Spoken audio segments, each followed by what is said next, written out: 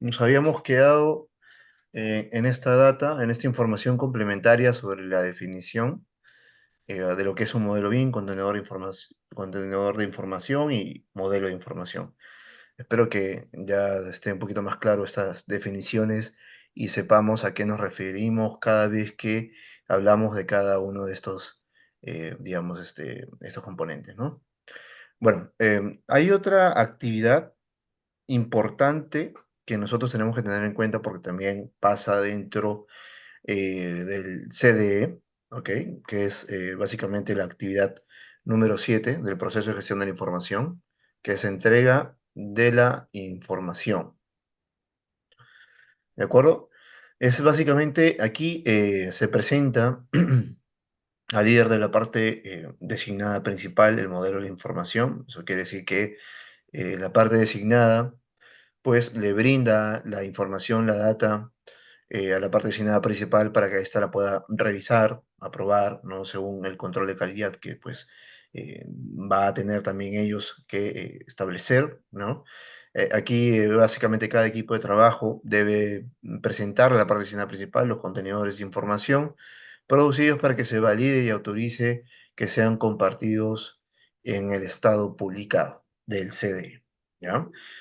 Ahí lo he puesto con negrita publicado porque ya vamos a entrar a la definición de los mismos, que son estados del contenedor de información dentro del CDE, que son básicamente categoriza el estado de los contenedores de información para que puedan seguir un ciclo, un flujo de trabajo de revisión hasta llegar a la aprobación. Ahora lo vamos a conversar.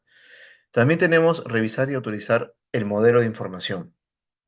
¿Correcto? Verificar que los contenedores de información dentro del CD cumplan con lo indicado en los EIR o en el EIR.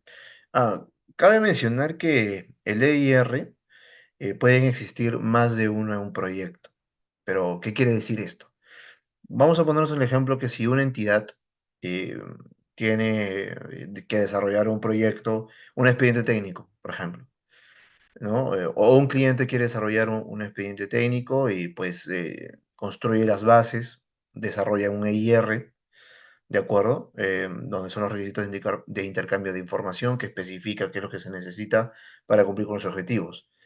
Pero la parte designada principal, pues tiene que hacer la contratación de unos proveedores. Entonces, la parte designada principal puede también de realizar un EIR, ¿no? Y presentárselos, eh, o presentárselos al proveedor para que ellos también puedan emitir incluso un BEP. Por eso es a lo que me refiero que puede ser indicado a los EIR, ¿no? Eso dependerá mucho del tipo de proyecto. Es básicamente para que eh, generalmente suelen tener esa duda, ¿no? Cuando es un proyecto tan grande y a veces pues el consultor pues necesita contratar, ¿no? Ellos tienen que hacer un EIR también, ¿no? Para contratar al proveedor. Entonces la pregunta es si puede existir más de un EIR en un proyecto, pues sí, efectivamente, ¿no? ¿No? Puede existir según el caso que les comento. ¿Ya? ¿De acuerdo? Entonces, luego tenemos las fechas, bueno, registradas con el MIP, y el OIN. ¿No? Estas son básicamente la definición de la información necesaria. ¿De acuerdo? Este es un estándar también muy importante que me gustaría también comentarles. También tuve gran participación en este desarrollo. Fue muy interesante y todo tiene motivo. Yo sé que seguramente habrán escuchado que la ISO se refiere a la información necesaria, básicamente al nivel de información necesaria como no estableciendo, digamos, categorías, ¿no? Como nosotros no tenemos del 1 al 5, sino básicamente se refiere a aspectos, ¿no? Y no lo categoriza. Y sí, efectivamente, y eso es una razón, es justamente porque ellos, o básicamente porque la ISO te lo define, digamos, en un nivel de objetivos, ¿no? Tenemos que cumplir ciertos objetivos, entonces la definición es básicamente que tú me describas qué es lo que va a contener los elementos o qué es lo que va, cuál es la cantidad de información que va a tener los elementos para establecer, ¿no? Eso es lo que te dice. Pero en nuestro caso, nosotros hemos, o bueno, se ha establecido un esquema nacional, digamos, para entrar en una progresividad, ¿no? De entender el nivel de información necesario. Nosotros trabajamos mucho, o mucho en Perú se ha trabajado con los estándares norteamericanos, ya nosotros conocemos, que es ¿no? Nosotros conocemos algunos estándares, sabemos lo que es LOT 100, 200, 300, básicamente rige el nivel de información alfanumérica con el nivel de información de detalle, todos los dos en uno solo, ¿no? Los define. En el caso de nosotros, no, nosotros lo definimos por separado, ¿no? El nivel de información puede ser diferente al nivel de detalle, ¿no? Es diferente. Entonces podemos especificar en nuestro web que incluso en el EIR, porque el cliente también puede especificar, si tiene ya conocimiento al respecto, puede especificar eh, cuáles son los niveles que se van a manejar por cada etapa, digamos, puede ser, ¿no? Obviamente por categorías, ¿no? De elementos, y obviamente por especialidad, para poder definirlo, ¿no? Generalmente ya varias entidades y empresas también tienen su matriz eh, que lo han trabajado con estándares y que se pueden relacionar fácilmente con nuestro estándar de lo que es el nivel de información necesaria, ¿de acuerdo? Y si nosotros podemos ver también la guía nacional, pues está definiéndose por aspectos en la categoría de cada nivel. Y eso para poder asimilarlo, ¿no? Relacionarlo con los estándares que actualmente manejamos. Y, eh, y lo que están haciendo muchas empresas y entidades es generar esta matriz de información, que esto puede servir también para los nuevos integrantes que formen la empresa, ¿no? Y puedan saber hasta qué significa cada nivel, ¿no? Lo que se está entregando. Y también esto funciona para entregar al cliente y decirle de esta manera, lo vamos hasta este nivel va a tener eh, esta etapa, hasta la siguiente etapa va a tener este nivel, y así. Y esto lo plasmamos también en el MIP, ¿no? Que ahí es la recopilación de los TIDP, ahí también lo especificamos, ¿no? Eso lo tenemos en el Excel que está ya colgado en el Plan BIM Perú, ¿de acuerdo? Bueno, solamente quería hacer un gran paréntesis también ahí, porque también es un tema muy, muy bonito que me gustaría comentarles, pero bueno, ya será en otra oportunidad, ¿de acuerdo? Entonces, luego se hará la transición de los contenedores de información del estado a publicado. La siguiente actividad, pues, es presentar a la parte designada el modelo de información para su aceptación. ¿De acuerdo? La parte designada presenta su información a través del CDE. Obviamente que sabemos que todo el intercambio va a ser dentro del CDE, ¿no? Revisar y aceptar el modelo de información, ¿no? Obviamente la parte que designa, pues revisa el modelo de información para comprobar que sea el adecuado, que cumpla con los requisitos, que obviamente esté aceptado en los controles de calidad. ¿De acuerdo? Entonces, eso es lo que estamos viendo ya en el número 7. Ahora sí, vamos a entrar a lo que les estaba comentando sobre los estados de los contenedores de información, que es un estándar directo que vamos a tener que utilizar dentro del CDE. Y cabe mencionar que muchas de las plataformas que existen actualmente en el mercado, pues ya han adoptado y son conscientes de que existe un estándar. Por lo tanto, sus herramientas te facilitan el uso de las mismas. ¿De acuerdo? Es muy probable que podamos tener en cualquier plataforma que actualmente esté en el mercado que se utilicen estos estándares y que ya están adecuados para que ustedes lo puedan establecer, ¿no? Y designar según el estándar. ¿De acuerdo? También, bueno, cabe mencionar que si en algunos casos, ¿no? También hay casos, ¿no? Que están utilizando un servidor, un NAS, ¿no? Y pues con un programador pues hacen algunas herramientas, unos APIs específicos para poder controlar eh, la información, ¿no? No necesariamente utilizan una plataforma, obviamente que omiten ciertas herramientas de una plataforma que está dedicada netamente para esto, omiten algunas herramientas, pero lo utilizan para la transferencia de información, que también es válido, ¿no? Hay casos y casos, es válido también, ¿de acuerdo? Ahora, entendiendo esto ya, las actividades, vamos a pasar a los estados de los contenedores de información. Ajá, y son 4. Son estos estándares muy importantes que tenemos que tener en consideración porque de esta manera es que vamos a nosotros organizar nuestra información, categorizar nuestra información y esto va a depender mucho también del tipo de proyecto. No para todos va a regir. eh, algunas data, alguna información, ¿no? Pero sí, en la gran mayoría, pues, por no decir todos, trabajamos con esta estructura, que el primero es el trabajo en progreso, que es el WIP, luego tenemos el compartido, luego tenemos el publicado y por último tenemos el archivo. ¿Sí? Estos son los estados de los contenedores de información. Básicamente está categorizando el estado.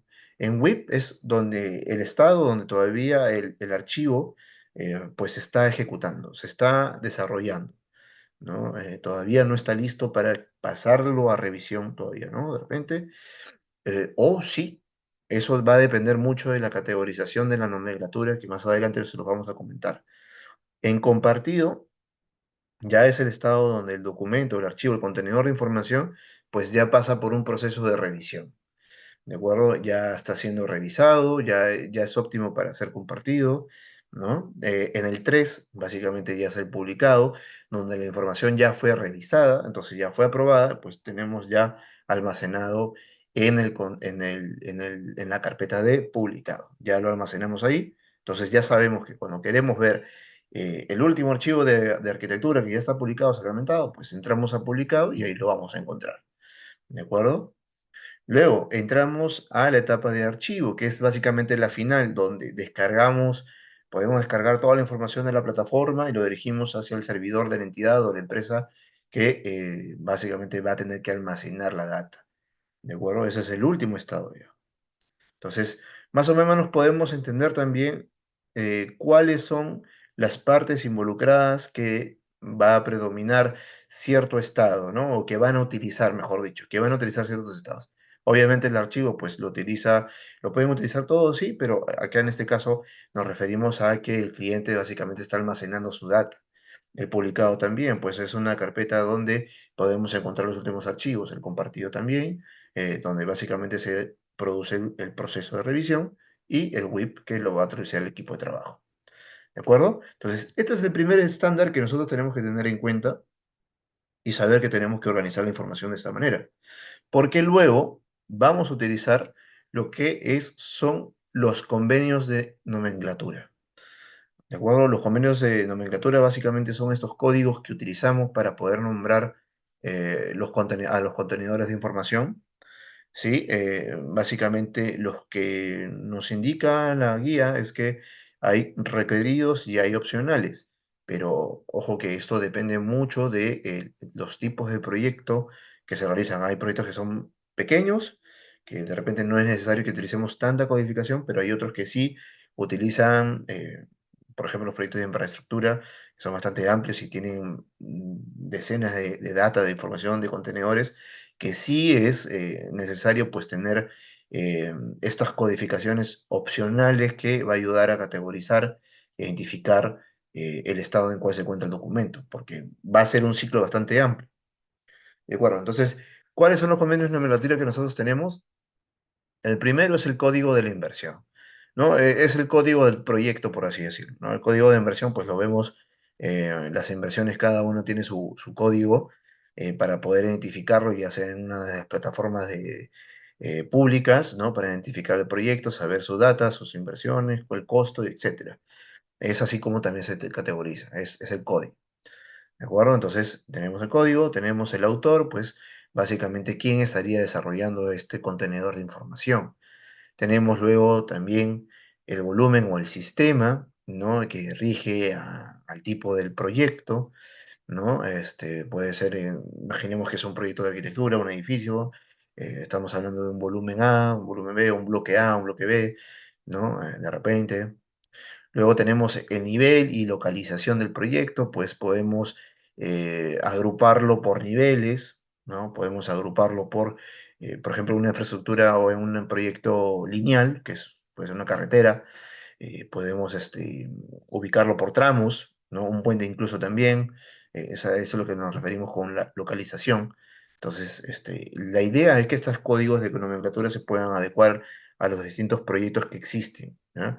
Entonces, por eso les comentaba, todo depende del proyecto y las necesidades. Luego tenemos el tipo de documento, pues ahí hay un ejemplo, pues básicamente esta es la codificación que se hace referencia a un modelo 3D. Luego tenemos lo que es la disciplina, bueno, pues, arquitectura, estructura, eso ya lo entendemos. Un número de secuencia del documento que a veces es necesario para poder identificar cuál es la secuencia del contenedor. Pueden existir, digamos, uno que le antecede a otro documento, pues van colocando números que también ayuda a poder ubicar el documento o la información, ¿no? Y como opcionales, pues tenemos una descripción bastante breve, concisa. Por ejemplo, ahí, bueno, no está el ejemplo directo. Ah, no, sí, está en levantamiento exteriores, ¿no? Básicamente es una descripción rápida, sencilla, ¿no? Que nos ayuda a entender a qué se nos refiere, porque obviamente ver tantos códigos, pues quizás no tenemos todos los códigos a la mano, entonces a una descripción también es importante. El código del estado también es un punto fundamental porque básicamente estamos indicando en qué estado se encuentra. Y no quiere decir que los cuatro estados que hemos visto anteriormente son los únicos. No, en realidad existen más. O sea, en WIP existen también otros estados que nosotros mediante una codificación podemos indicarlo. Ahora lo vamos a ver. También en compartido, ¿no? También hay otro grupo de estados que también los podemos utilizar y eso es a lo que se refiere este espacio, ¿no? No solamente son los cuatro anteriores, sino hay más que ahí vamos a ver. Luego tenemos la revisión, obviamente aquí hay, se podría hacer tres códigos en uno. A qué nos referimos porque el P tiene un significado, el 01 tiene un significado, el punto 1 pues tiene otro significado. Eso es en base a la revisión o a la cantidad de revisión que tiene un contenedor, ¿de acuerdo? Entonces, estos son, digamos, los convenios de nomenclatura, los códigos que nosotros utilizamos para nombrar un contenedor. ¿Ya? Ahora, para ser más específicos, acá tengo esta tablita también que nos va a ayudar a poder interpretar la descripción. El código de la inversión básicamente es el identificador del expediente, contrato o inversión, que ya lo hemos comentado. Al costado les he puesto un ejemplo en lo que es edificación y lo que es infraestructura, ¿no? En una edificación es un ejemplo de edificio de viviendas, por ejemplo. Infraestructura, un ejemplo de puentes, ¿no? Entonces estamos viendo los códigos. El autor, pues básicamente definimos quién es o la empresa de repente que está siendo designada. Ahí también les he puesto un ejemplo. El volumen o sistema también, ahí en una edificación de viviendas, pues ahí le he puesto bloque uno. En puentes, pues el tramo uno. En nivel localización, pues nivel uno de edificaciones. O también podemos indicar de que no aplica. Mediante ponemos 2x, que básicamente es lo que significa que no aplicaría una definición, no aplicaría este campo. ¿De acuerdo? El tipo de documento, pues ahí nuevamente vemos el M3, que es una codificación que nosotros podemos identificar a qué tipo de contenedor se refiere, porque puede ser planos, puede ser ficha técnica, puede ser metrados, puede ser presupuesto, etcétera, ¿no? Entonces, esa codificación nosotros lo tenemos, lo podemos designar internamente. Ahora, si se preguntan, ¿dónde podemos conseguir digamos, esta codificación? Pues el Plan BIM también ha podido proporcionar con una medida base, ¿no? Una medida base que pueden ustedes también empezar a utilizar, pero obviamente que esto se va a adecuar a su organización, ¿no? Esto se va a adecuar según el tipo de proyectos que realiza, según el tipo de información que realiza. Y esto lo pueden ver ya sea en el MIDP o en el TIDP, en la última pestaña, pues ahí van a encontrar códigos, ¿no? que pueden utilizar como base para poder hacer estas definiciones, códigos de nomenclatura, ¿de acuerdo? En disciplina también vemos que para edificaciones podemos indicar la arquitectura, ARQ, como generalmente lo solemos hacer, o de repente A. Infraestructura, pues también ingeniería hidráulica y podemos indicar, ¿de acuerdo? El número, ya lo hablamos, es el tema de secuencia. Generalmente cuando se tienen distintos tipos de documentos, pues hay una secuencia correlativa que nosotros designamos también esa numeración. Una descripción, ¿no? Bastante breve, corto, ¿no? Obviamente no nos vamos a extender en esta descripción, ¿no? La idea que sea menos unas, de repente 10 palabras o algo que se pueda entender, pues, ¿no? Para que ustedes puedan entenderlo. 10 letras, perdón. Código de estado, como ya lo hemos conversado, pues S0 es un compartido, AF es un publicado, ¿sí? Pero todavía no entendemos a qué nos referimos con S0, ¿no? ¿Qué quiere decir eso? Sabemos que está en el estado de compartido, pero todavía no llegamos a ese punto de qué significa. AF entendemos que es en publicado, pero no estoy entendiendo a qué significa. Eso lo vamos a ver también. Y por último tenemos el campo de revisión, que como ya les había comentado, pues son tres campos básicamente que llenamos. El P tiene un significado, el 01 y el 01 también tiene otro significado que ahora también lo vamos a ver para ver cómo estructurar, ¿no? Em, entonces, vamos a empezar primero con WIP, ¿ya? Yo sé que existen unos grupos ahí designados por cada estado, así que vamos a empezar con WIP. Código de estado WIP. Sabemos que es Work in Progress, sabemos que es, digamos, el trabajo en progreso. S1 quiere decir que es la información en proceso y no es apto para ser compartido fuera del equipo de trabajo. ¿De acuerdo? Esto es importante tenerlo generalmente cuando sí se desarrollan proyectos con una variedad de documentos, pues es importante sí designarlo en la nomenclatura. ¿Ya? Es el 0S0, que está en proceso y no está apto para ser compartido, no está apto para ser revisado. Eso solamente se queda dentro del equipo de trabajo. Aquí lo trabajamos, no sale. ¿De acuerdo?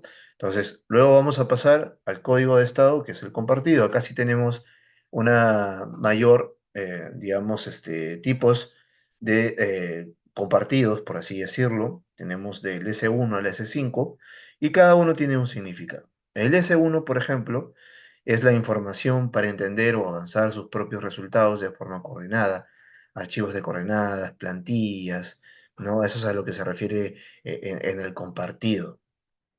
El S2, por ejemplo, es información solo para ayudar a otros a determinadas situaciones. O sea, son contenedores de referencia, por así decirlo.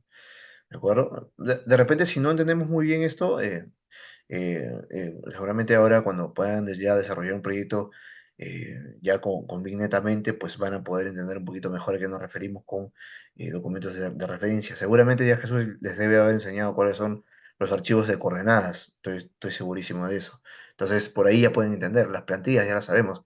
En RTE, pues podemos tener infinidades, ¿no? Unas personalizadas y otras por defecto.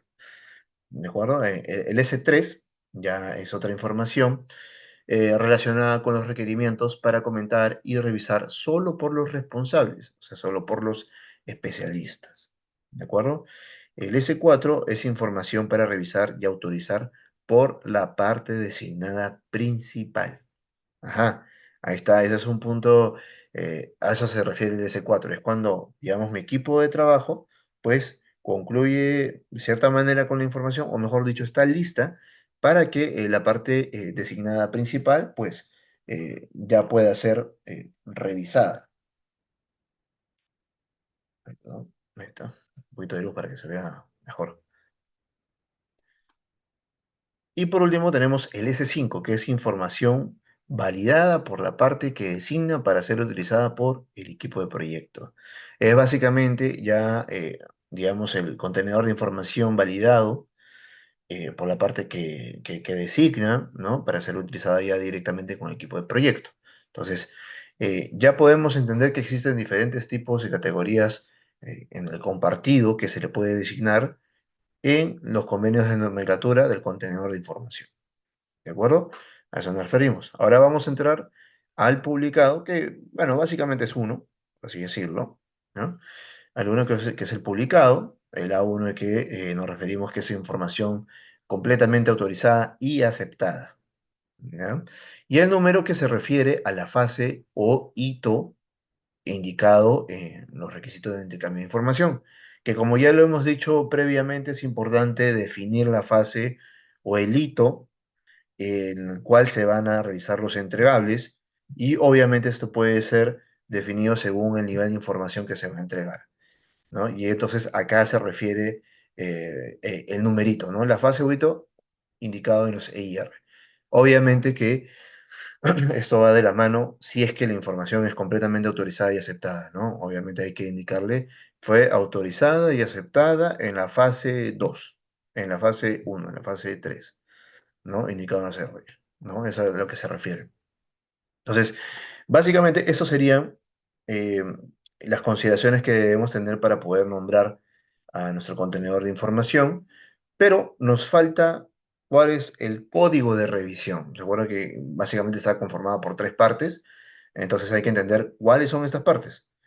Aquí les presento, son los códigos de revisión. ¿Qué significa P?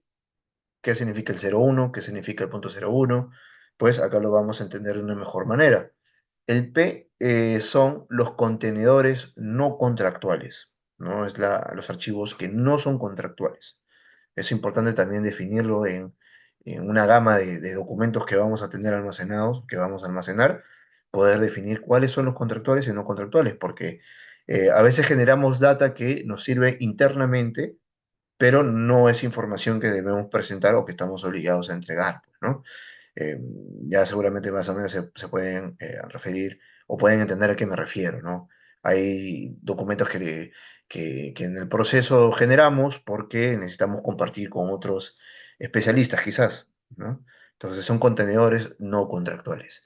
Y otros contenedores que sí son contractuales, que son parte del entregable, entonces ahí lo designamos con una C, que son los contractuales. ¿De acuerdo? El 01 viene a ser el número de versiones de documento compartido entre los diferentes equipos de trabajo, ¿ah? Ojo con eso, esto sí es importante, porque son el número de versiones que tú compartes dentro del equipo de trabajo, entre nosotros, nada más. ¿Ya? Entonces puede ser uno, dos, tres veces que compartimos entre nosotros, entre los especialistas, para poder definir su información. Luego tenemos el 01, que es el número de versiones versiones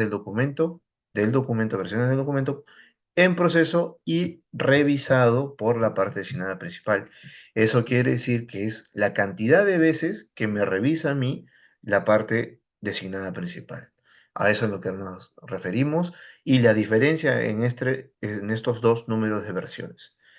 Hay la versión o la cantidad de versiones internas y, bueno, internas entre comillas, y el número de versiones que tenemos compartidos con la parte designada principal, que básicamente son ellos los que van a entregar el producto a la parte que designe. ¿De acuerdo? Entonces eso también tiene un número de versiones para saber cuándo ha sido revisada y si ha sido revisada o no. Perfecto. Entonces, eso es lo que tenemos que tener en consideración para poder nombrar el contenedor de información. Pero ahora, ¿cómo es realmente un flujo de trabajo dentro de un CDE? En base a los estándares que nosotros ya hemos podido observar, que hemos podido comentar. ¿Cuáles son? O cuál es el flujo, cuál es el ciclo que ellos deben cumplir y de qué manera se tendría que realizar. Vamos a aterrizar un poquito más este concepto teórico, lo vamos a aterrizar en este esquema, ¿de acuerdo? Este es un proceso de un contenedor, bueno, este es el proceso de intercambio de información dentro de un contenedor de información, ¿ya? Para que se pueda entender. Ahí podemos ver los cuatro estados, el WIP, tenemos el compartido, tenemos el publicado y tenemos el archivo. Ahí les he puesto los números para que puedan seguir la secuencia y entender cómo es el ciclo de flujo de un contenedor de información. Por ejemplo, empezamos con el número uno. En el WIP se desarrolla la información. Perfecto. Lo podemos compartir dentro del equipo de ejecución, que el equipo de ejecución puede estar conformado por la parte designada principal, como también el equipo de proyecto. ¿De acuerdo? Como la parte designada. Entonces lo compartimos acá, sale una observación, pues regresa al número 3 para hacer las modificaciones correspondientes. Nuevamente se comparte para la revisión, hay que hacer algunas precisiones, se regresa el número 5, compartimos y básicamente en el 6 la parte designada principal nos dice, ok, está listo para ser compartido con la parte que designa, con el cliente, para que ellos o para que el gestor BIM de la parte que designa pueda hacer esta misma revisión, ¿de acuerdo? Entonces, hace una revisión, dice, perfecto, está bien, solamente necesitamos hacer algunos ajustes en tales zonas, ¿de acuerdo? Regresa al WIP, se modifica el WIP y pasa directamente hacia el publicado, ¿de acuerdo? que es básicamente ya es, digamos, el diseño de arquitectura final, por así decirlo. Ya es el publicado. Y por último, ya tenemos el 10 que es básicamente donde está archivando. Ahí la asignación, la responsabilidad viene de la parte que designa, que básicamente al finalizar el proyecto archiva la data, ¿no? Y obviamente también las diferentes partes archivará su información final, ¿no? Como debe ser y como siempre pasa. Pero la idea es que podamos entender cuál es el flujo de trabajo, ¿no? Ya estamos aterrizando un poquito más la teoría, viéndole un poquito cómo es que cómo va a fluir. Y esto con la intención de generar nuevamente una trazabilidad, que es muy importante que se pueda establecer en las diferentes organizaciones. De acuerdo. Una vez que tenemos entendido esto, por cierto, aquí también les he puesto básicamente los tipos LS0, que corresponde a WIP, ¿no? Que son los tipos de los estados también. En el compartido podemos encontrar también del S1 al 5, ¿no? En compartido acá también podemos verlo, en publicado, y bueno, en el archivo, que ya es básicamente el final. Pero ahí entendemos, entonces básicamente nombramos o nos quedaría esta nomenclatura, por así decirlo, eso sería el nombre del contenedor, el nombre del archivo. Sí, se ve un poquito extenso, ¿no? Pero créanme que es bastante útil al momento de gestionar la información, de buscarlo. Bueno, ustedes ya deben saber a estas alturas que se desarrolló en los Panamericanos y pues los contenedores de información tenían una estructura totalmente extensa, así como esta, ¿no? Entonces son nombres bastante largos, pero completamente necesarios, ¿no? Para poder gestionarlo. Entonces ahí les muestro un ejemplo de lo que podría ser en edificaciones, lo que podría ser una estructura, ¿no? Lo que se puede nombrar en el momento de la gestión, ¿de acuerdo? Ahora quiero pasar a una referencia de repente para continuar aterrizando a lo que nos referimos con la estructura o la organización de las carpetas en nuestro CDE. Esto es algo totalmente general.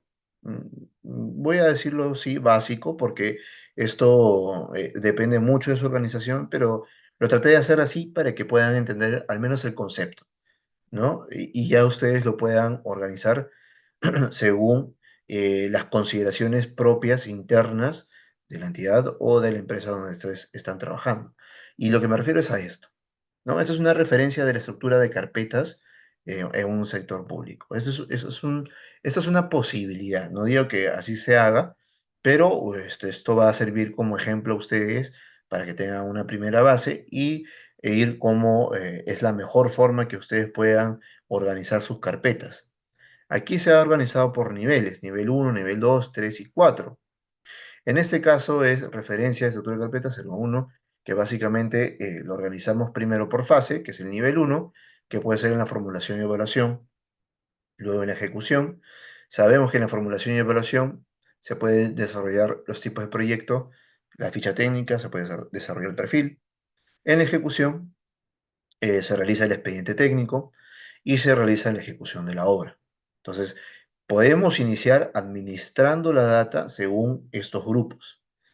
En el nivel 3, obviamente ya podemos encontrar los distintos estados, que son 4, que es el WIP, el compartido, el publicado, el archivo, ¿no? Entonces este sería el nivel 3 y el nivel 4 ya sería la organización de las diferentes especialidades, arquitectura, estructura, ingeniería hidráulica, etcétera, etcétera, ¿no? Que vendría a ser las especialidades.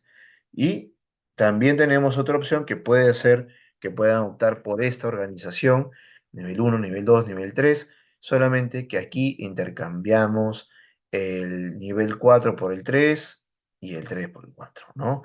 Entonces tenemos, en el nivel 3 tenemos ya inicialmente las especialidades y en cada una de las especialidades tenemos un estado del contenedor de información, que puede ser el WIP, puede ser compartido, puede ser publicado y puede ser el archivo, ¿no? Entonces, esta es información base que se puede utilizar para poder administrar sus carpetas dentro del CD, ¿no? Es un ejemplo guía. Acá tenemos también otro ejemplo, por ejemplo, en el sector privado, que se suele utilizar. Vuelvo a repetir, esto es alguna referencia, esto es algo general, Esto es algo básico, esto puede ser mucho más específico, claro está, pero es un ejemplo base que se puede utilizar para organizar sus carpetas, ¿no? En ese caso tenemos y vemos el nivel uno que es el proyecto, nivel 2 que son los estados, WIP, compartido, publicado o archivo, nivel 3 las especialidades. Igual, en el siguiente caso, pues tenemos el nivel uno el proyecto uno proyecto 2 proyecto 3 proyecto 4 el nivel 3 bueno, ahí debería decir nivel 2 disculpen, pero serían las especialidades y dentro de cada especialidad, pues tendríamos organizados por los estados WIP, compartido, publicado y archivo. ¿De acuerdo? Eso depende mucho de cómo ustedes quieran llevar esta organización. ¿Listo? Correcto. Entonces, vamos a seguir aterrizando un poco más el flujo de trabajo dentro del CDE.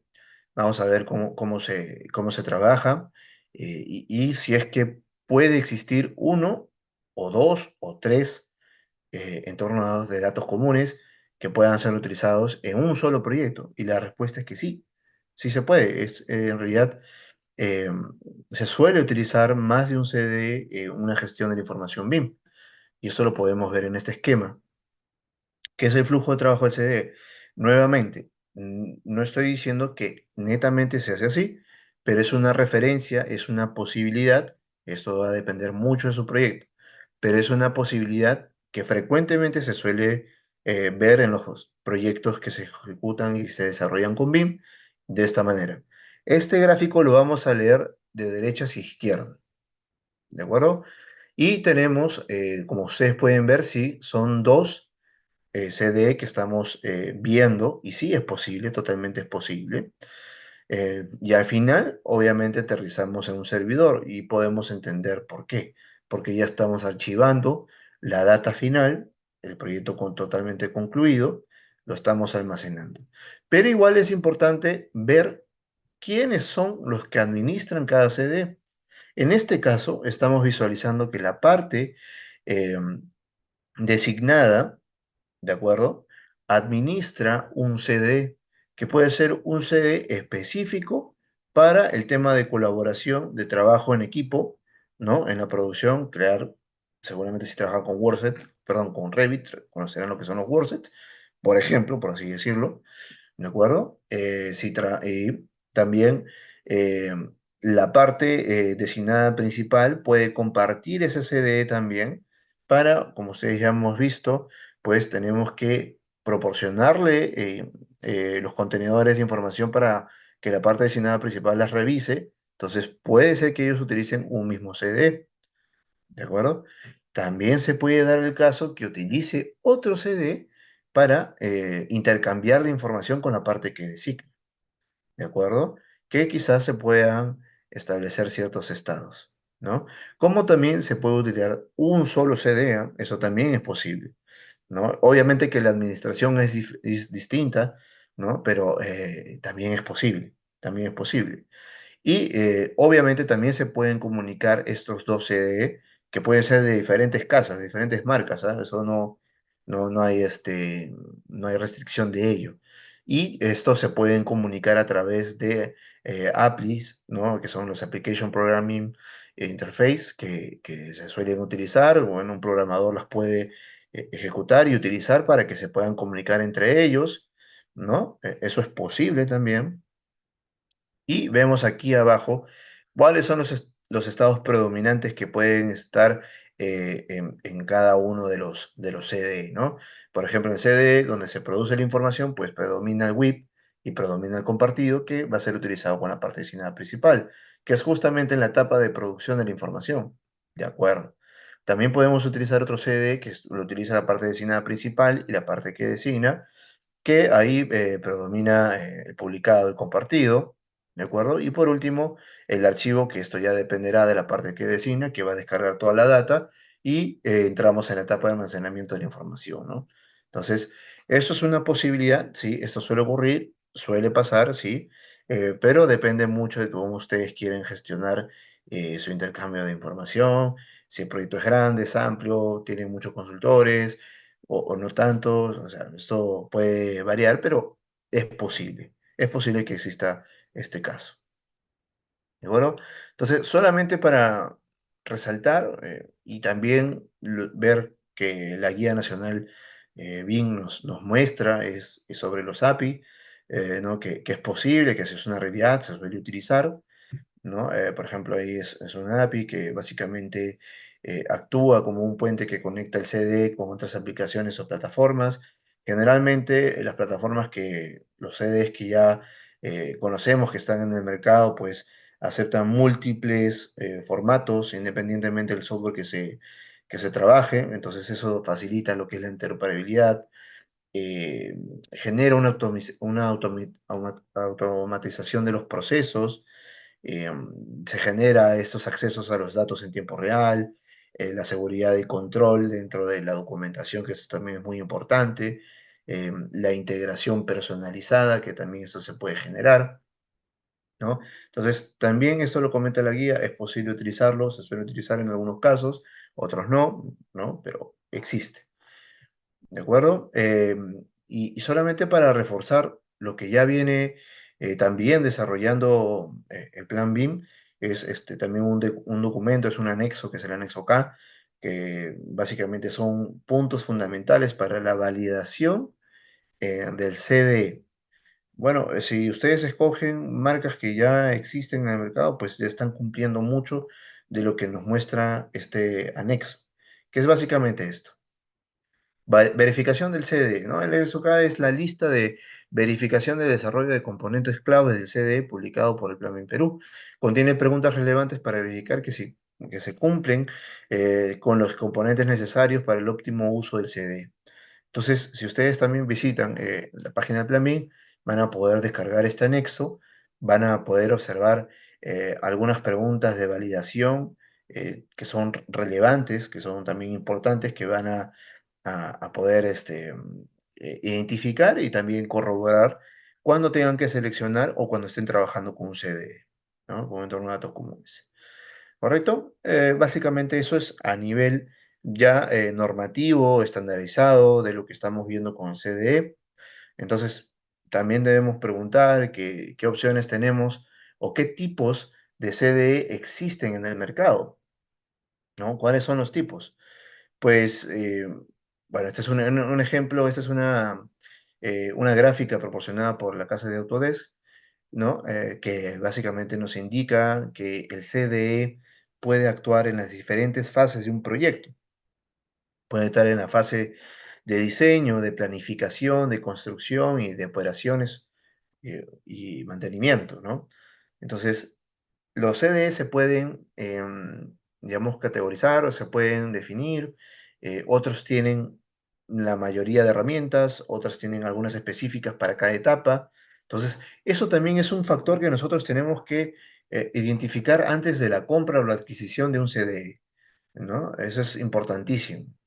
Vamos a empezar con Autodesk. Autodesk, pues ellos tienen este módulo que seguramente ya muchos lo conocen, Autodesk Construction Cloud. Anteriormente, bueno, empezó con BIM 360, pues ya fue evolucionando, ¿no? Entonces, actualmente ya tenemos el Construction Cloud, ¿no? Que es básicamente, eso es un grupo de plataformas que algunas se especializan en el diseño, en la planificación, en la construcción y en las operaciones.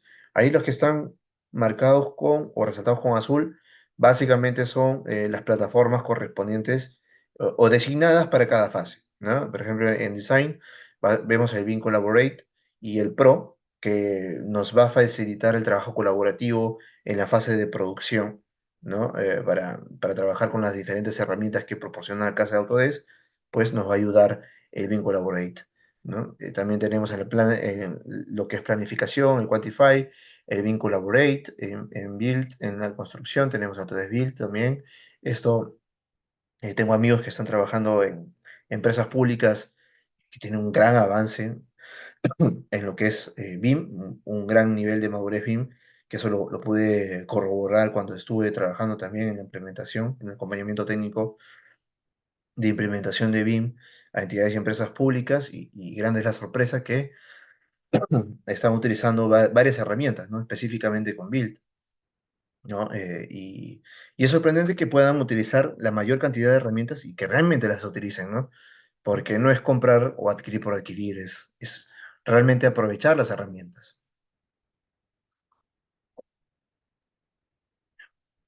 También en la fase de construcción es una gran herramienta el Beam Collaborate, también se utiliza, y en operaciones también tenemos el Beam Collaborate.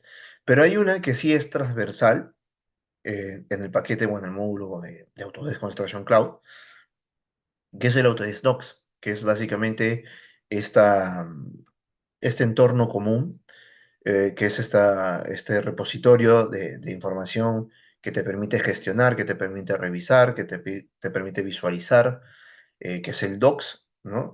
Ahí podemos intercambiar los contenedores y, como ustedes ven, funciona de forma transversal a todas las etapas de un proyecto. Y en realidad estos módulos necesitan del Docs para poder compartir la data que se vaya a gestionar en cada uno de estas plataformas. Entonces, eso lo vemos, creo que mejor aquí, ¿no? Vemos cómo es que, digamos, estas plataformas están direccionadas hacia el Docs, ¿no? Ahí vemos a la mano izquierda cuáles son estas plataformas, el Docs, el Design Collaboration, Model Coordination, Takeoff, Build, el Cost, Insight, que son ya las herramientas que están ya en el paquete total del Docs, del Collaborate. Entonces, todos van direccionados hacia el Docs, porque por ahí es donde se transfiere la data, los documentos, los contenedores de información, y funciona de forma transversal a las etapas o las fases del ciclo de inversión o las etapas del proyecto mismo, ¿no? Pero obviamente Autodesk no es el único, o sea, existen también otras casas importantes que vienen desarrollando diferentes herramientas, ¿no? Seguramente ustedes ya han podido también ver otras como el Trimble o Trimble Connected, que es también este CDE, que es muy bueno. Yo he tenido también la experiencia de poder haberlo utilizado.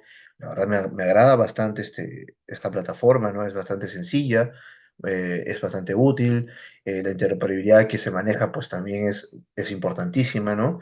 Entonces es también un CD importante, ¿no? Que los invito también que puedan utilizarlo, ¿no? Es muy bueno. Otro que tenemos es el Beam Server Center, que también hasta incluso tiene aplicativos directamente que funcionan con Revit, si es que ustedes utilizan Revit. Ahí está, justo está acá el plugin OpenBeam, un Revit, ahí está. También puede trabajar directamente con ese plugin. Incluso ahí tienen para Zipe, ZipRCAD también, y FS Builder, que es justamente estas ventajas que nos brinda el Beam Server Center, que también los invito a manejar, que es muy bueno, es muy interesante. Pueda trabajar directamente desde el software y que se mande la información directa hacia la nube, ¿no? Otras casas, también tenemos la de Aconex, ¿no? Estas son bien especializadas en la etapa de ejecución de proyecto. Muy bueno también, muy bueno, los he visto actuar esta plataforma para la gestión de documentos y el control de proyectos, ¿no? Ahí podemos ver algunas funciones principales que tiene, como el control de documentos, flujo de trabajo, que son los workflows, obviamente, gestión en obra, gestión de calidad, planificación de los proyectos, planificación de los recursos, control de costos, gestión de riesgos, que también es importante, la programación de tareas y gestión de portafolios. Si ustedes ya han podido trabajar proyectos con BIM, o distintos proyectos, pues se suele utilizar diferentes herramientas con diferentes funciones, no solamente para la producción, sino también para la gestión. Entonces, es importante que ustedes sepan, designen cuáles son las metodologías, los conceptos, las filosofías que ustedes van a utilizar y qué herramientas tecnológicas van a ayudar a ustedes para poder cumplir con sus objetivos del mismo proyecto. ¿De acuerdo? Entonces, seguimos en constante aumento de plataformas muy importantes. Yo sé que me estoy quedando cortas, yo sé que ustedes seguramente conocen otras más. Solamente he querido designar unas cuantas, digamos, las más sonadas, por así decirlo, que son estas de aquí. Pero existen otras más que ya están adecuadas y que están al tanto de los estándares y que ustedes van a poder gestionarlo. ¿no? Incluso las plataformas les da esta opción de poder designar los convenios de nomenclatura, poder revisar si el contenedor está cumpliendo con los estándares requeridos o no. O sea, la plataforma te va a avisar si algún documento no está cumpliendo con los estándares de nomenclatura, porque los hace. ¿No? Y también les va a permitir utilizar o establecer flujos de trabajo, ¿no? Flujos de intercambio de información dentro de la plataforma. Eso también es un punto muy importante que ustedes deben comprender y si pueden adquirir una de estas plataformas que les permita hacerlo, aprovechen, ¿no? Porque tienen herramientas súper, súper útiles que los va a ayudar y facilitar ciertas actividades para que ustedes puedan completar otras que de repente necesitan mayor atención, ¿de acuerdo? Entonces, bueno, igual siento que me he quedado un poco corto con esta presentación. Yo creo que siempre hay cosas que conversar. De repente en la ronda de preguntas vamos a poder extender un poquito más en estos conceptos, en esas teorías, en estas normas que tenemos, ¿no? Así que, bueno, hasta acá nomás voy a llegar. Les agradezco mucho por haberme escuchado y haberme permitido poder estar hoy día con ustedes y mostrar un poquito de mi experiencia. Estoy seguro que más adelante vamos a tener otras oportunidades de poder conversar. Muchas gracias y Jesús, te doy el pase para de repente iniciar con la ronda de preguntas. Hola, ¿se me escucha ahí bien? Sí, se te escucha, Jesús. Sí, dame un momento que yo también prendo mi cámara. Ok. Te iba a hacer una consulta que esta parte de la ronda de las preguntas Ujú. la podremos transmitir en YouTube, porque esta parte es la más interesante. ¿Qué me comentas? Vale, Jesús. ¿Tú me las quieres comentar? ¿Me las dices? Sí, sí, yo tengo varias preguntas. ¿Ahí me ves? Ah, ya, ya, perfecto. No, todavía Ah, no ya, te veo. recién, Ahí está, disculpa. ahora sí. Ya está. Ya te veo en tu super Entonces, oficina. en la ronda de preguntas, vamos a guardar y vamos a transmitir. Bueno, lo principal justo es hacer una línea de tiempo de cómo aplicar todo esto, porque es bastante información. Y creo que desde el inicio que nosotros empezamos a hacer BIM, nos abrumó la información que encontrábamos y que seguía apareciendo en cada año, ¿no? Porque 10 años pues no era tan sencillo encontrar todo esto en Internet, porque la mayor parte de la información o estaba en España, o estaba en inglés, o estaba en Australia, en Singapur, y de a poquitos pues llegando por Chile, por Perú, por Colombia, ¿no? Y nosotros de repente que aprendimos esto hace 10 años, o lo básico, hace 10 años lo básico, ¿no? Bueno, tratamos de transmitir estos conocimientos, ¿no? Y la mayor parte de personas a veces no nos creen o piensan que es algo muy nuevo o que es muy costoso de implementar, pues toma mucho tiempo o que no es para todos o que no pueden aplicarse o se tiene que aplicar solamente para la construcción. Entonces, ya que has mencionado que hay varias etapas y se puede aplicar el uso del CD en varias etapas, sobre todo desde el diseño. Entonces mi pregunta es, ¿qué tan difícil? Ahorita ya voy a empezar a grabar. Ahí sí, creo que ahí está. ¿Me ves ahí? Ok, entonces estaba consultando qué tan sencillo es implementar BIM. ¿Cuál ha sido tu mayor dificultad, por ejemplo? O de repente empezar con la metodología más que implementar. Vale, mira, es una pregunta bastante amplia, pero voy a tratar de ser digamos, lo más corto y general posible. Porque hay muchos factores, sí. Nosotros hemos iniciado desde una etapa totalmente básica, que el conocimiento de la metodología, pues no, por así decirlo, no se entendía como tal, ¿no? Básicamente lo entendíamos, sí, como una herramienta de modelado 3D con información, ¿no? Pero obviamente que eso va más allá, que eso ya bueno, pudimos entenderlo con poco tiempo. Pero lo difícil fue que iniciando con los primeros proyectos de BIM, bueno, hemos trabajado juntos, que por suerte hemos tenido clientes que sí han tenido conocimiento del mismo y pues ahí hemos de repente elevado este nivel de madurez de BIM, pero yo creo que la mayor dificultad la tuve cuando entré a obras, ¿no? Cuando estaba en obras, porque pues la mayoría de personas pues mostraba una resistencia al cambio total, ¿no? Incluso sentían cierto temor de que una persona tan joven pues venga a tener que, bueno, según ellos, a reemplazarlos por así decirlo, ¿no? O de repente que les tenga que proporcionar información que ellos lo pueden gestionar, que ellos lo puedan hacer, ¿no? Entonces, eso fue sí una etapa bastante complicada, pero muy interesante porque aprendí a cómo relacionarme con ellos, a cómo gestionar la información y proporcionarlos exactamente qué es lo que necesitaba, siendo muy puntual, ¿no? Y se los proporcionaba y luego les mostraba cómo era el desarrollo, ¿no? Obviamente que no tan técnico, pero digamos de forma general para que puedan saber que realmente sí me está dando una información precisa, una información real, ¿no? Que le va a servir. Entonces, eso fue, digamos, creo que la primera etapa, la primera dificultad que se me presentó. La siguiente fue que no había, digamos, de repente especialistas capacitados en ese entonces, así que obviamente uno mismo tiene que capacitarlos, pues, ¿no?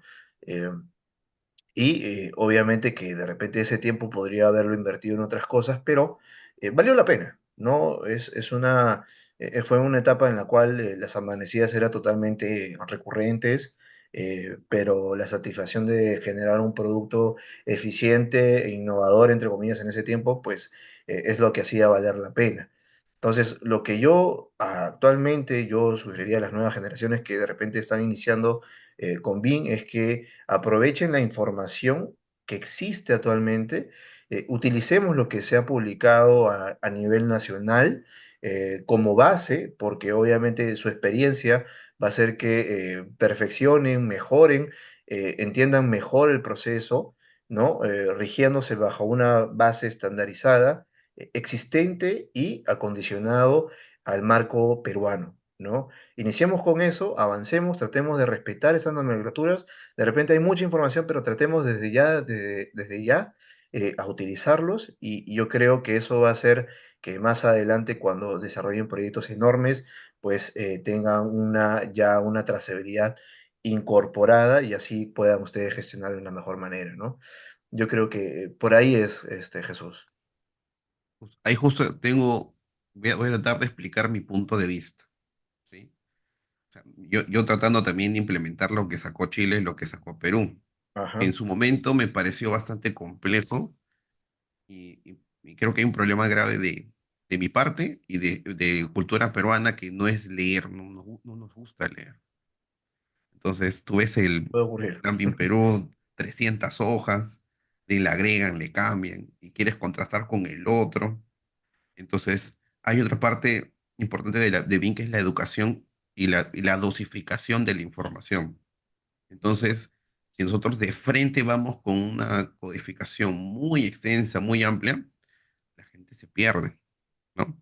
Pero ahí va un problema detrás más grave, que las escuelas, o sea, las universidades, no capacitan en nada en gestión de información básica en la universidad. O si lo hacen un poquito old school, o sea, prende tu PC, siéntate y chambeas, ¿no? O sea, tú ya ves qué haces con la computadora. Y cuando uno trata de inculcarles lo que es BIM, que es bastante información, organizar la información, planificar la información, ya muchos piensan que ya no pueden entrar a este campo, porque no es para todos. Pero BIM se da en todas las etapas, Ujú. sobre todo cuando queremos entregar información en obra y no tenemos clara las codificaciones. Ejemplo, nuestro primer proyecto que hicimos juntos de Cánovas, ¿no? Que si fue fácil entregar información, cuántos planos y versiones hicimos para que entiendan lo que estábamos haciendo. Y más era la queja del 2D, que lo querían en CAD, que se veía bien la valoración, pero el valor de un modelo BIM no es el que esté súper pulido y detallado, sino los datos. Y sobre todo que se entiendan los datos. De nada me sirva que esté con la mejor valoración si no hay datos. Entonces, ahí entre ambas partes sería importante haber pactado pues exactamente qué es lo que querían ellos, porque, los alcances, esa es esa parte también que has mencionado ahora, ¿no? Es importante mencionar cuáles son los objetivos de cada proyecto. Mi objetivo es diseñar, construir. Mi objetivo principal es poder optimizar costos, ¿no? Y también hay mitos por ahí, ¿no? Hay mitos por ahí que tú me vas a decir, ¿es real ese mito? Esa es mi segunda pregunta, mi segunda A ver. pregunta. ¿Es real ese porcentaje que se ahorran en BIM implementando BIM o es muy difícil de calcular ese porcentaje que se ahorrarían en calcular? ¿Te acuerdas que nos decía eso Autodesk al inicio, ¿no? Te vas a ahorrar 30%, 20%, 10% al implementar BIM. ¿Es real ese porcentaje? A ver, o sea, si realmente nosotros ahorramos un 30% de costos de elaboración de un producto, a eso nos referimos? Claro, o sea, en la construcción, en el diseño, en las etapas, ¿no? En las etapas, ya, correcto. A ver, ¿ustedes han escuchado la frase, el dinero es oro? ¿No? Y darle esa importancia de optimizar los procesos y mejorar la calidad. Optimizar de los procesos me refiero a, obviamente, a reducir los tiempos cuando uno aplica la gestión de la información y utiliza las herramientas, ¿no? Y obviamente, optimizar o mejorar la calidad, pues el producto es mucho más eficiente porque tiene data mucho más precisa y confiable. ¿De acuerdo? Entonces, yo creo que si queremos llevarlo a un valor económico, si el ahorro del 30%, porque para de verdad es implementar bien, no es barato, ¿no? Pero lo compensa el hecho de que optimizamos el desarrollo del mismo, el proceso y mejoramos la calidad del producto. Yo creo que ahí es donde nosotros estamos ganando mayor porcentaje, ¿no? Y si obviamente quieren hacer un cálculo porcentual en cuanto a un valor económico, pues dependiendo de la etapa que estés, porque si estás en una primera etapa que recién vas a implementar, tienes que hacer grandes costos en la implementación, ¿no? Contratación de software, esperar que tu gente esté capacitada y recién desarrollar un proyecto que recién puedas comparar con un proyecto tradicional que hayas desarrollado, ¿no? Entonces son varias variables, es una pregunta también que hay que especificar, pero lo que sí estoy con la certeza y lo que sí, lo que he podido comprobar es que obviamente vamos a mejorar nuestros tiempos de producción y vamos a mejorar la calidad de producción de un producto, de un activo, ¿no? Yo creo que yo me iría por ese lado, más que si que tenga que responder de si es cierto el mito del 30%, nos vamos a ahorrar económicamente el 30%, pues yo prefiero direccionarlo a ese sentido, ¿no? Porque obviamente hay que hacer estas pruebas, ¿no? Básicamente, Claro, o sea, yo lo decía como mito porque va a depender bastante del cliente o del servicio que brindemos. sí, Pero antes totalmente. decían un número muy estándar, muy grueso. Entonces, si tenemos las facilidades, cumplimos objetivos, tenemos, por ejemplo, un estándar maduro, un estándar aplicado, probado, testeado, ¿no? Que ha sufrido, ¿no? Podrías lograr hacer ello. Ujú, Ahora, otra pregunta importante sobre el CDE y el trabajo online, por ejemplo. ¿Qué tan fácil es realmente implementar la infraestructura del Internet, las computadoras? ¿Qué es lo más difícil para repartir la información, el trabajo? ujú. Correcto, correcto. Es una pregunta muy bonita, porque sí, vaya verdad es la pandemia ha hecho que hayan o existan cambios importantes, ¿no? Bueno, Grid empezó de forma física, como tú lo habías dicho, en un garaje, ¿no? Luego evolucionó.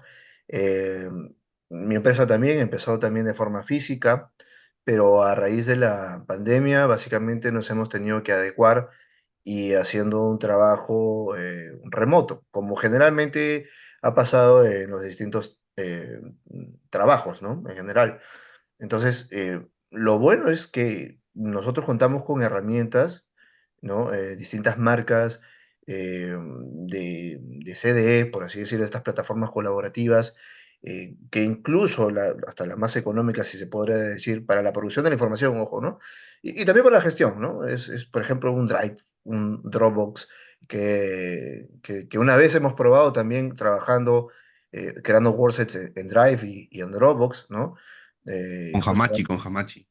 también, ¿no? O sea, es posible, ¿no? O sea, es posible, dependiendo a los objetivos que uno tenga. Sí, de repente puede generarse un reto si es que tu conexión de internet no es buena, si de repente se ha incluido al equipo, digamos, una persona nueva que recién se está acomodando a las normas internas, al proceso interno.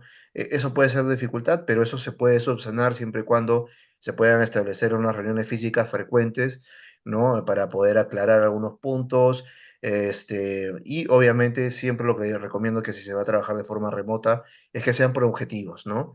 Que exista una planificación semanal y que se planteen objetivos, que cada uno responda a su un cronograma y que lo puedan discutir y que tengan estas reuniones breves, sencillas, también es parte de las metodologías ágiles, ¿no? Que tengan estos sprints eh, hasta los daily, que tengan los dailies, diariamente unos 10 minutos, eh, juntarse entre todos, conversar qué es lo que le toca a cada uno el día de hoy, si se muestran retrasos en las tareas, pues avisarlos o administrarlos en tableros Kanban, ¿no? Que también es importante para poder optimizar y adaptarse en este proceso, porque si bien es cierto, el trabajo a distancia tiene sus pros y sus contras, pero se puede manejar.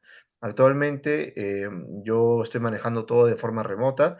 El equipo trabajamos de forma remota. Por suerte ya tenemos ya buen tiempo y trabajando juntos, así que para nosotros es un poco más fácil, ¿no? El tema es cuando ingresa una persona nueva y sí generamos reuniones, incluso con los clientes. Hay muchos clientes que siempre a veces piden reuniones presenciales, pues obviamente es importante porque una comunicación primaria o previa al desarrollo de un proyecto, siempre es bueno entablar físicamente, ¿no?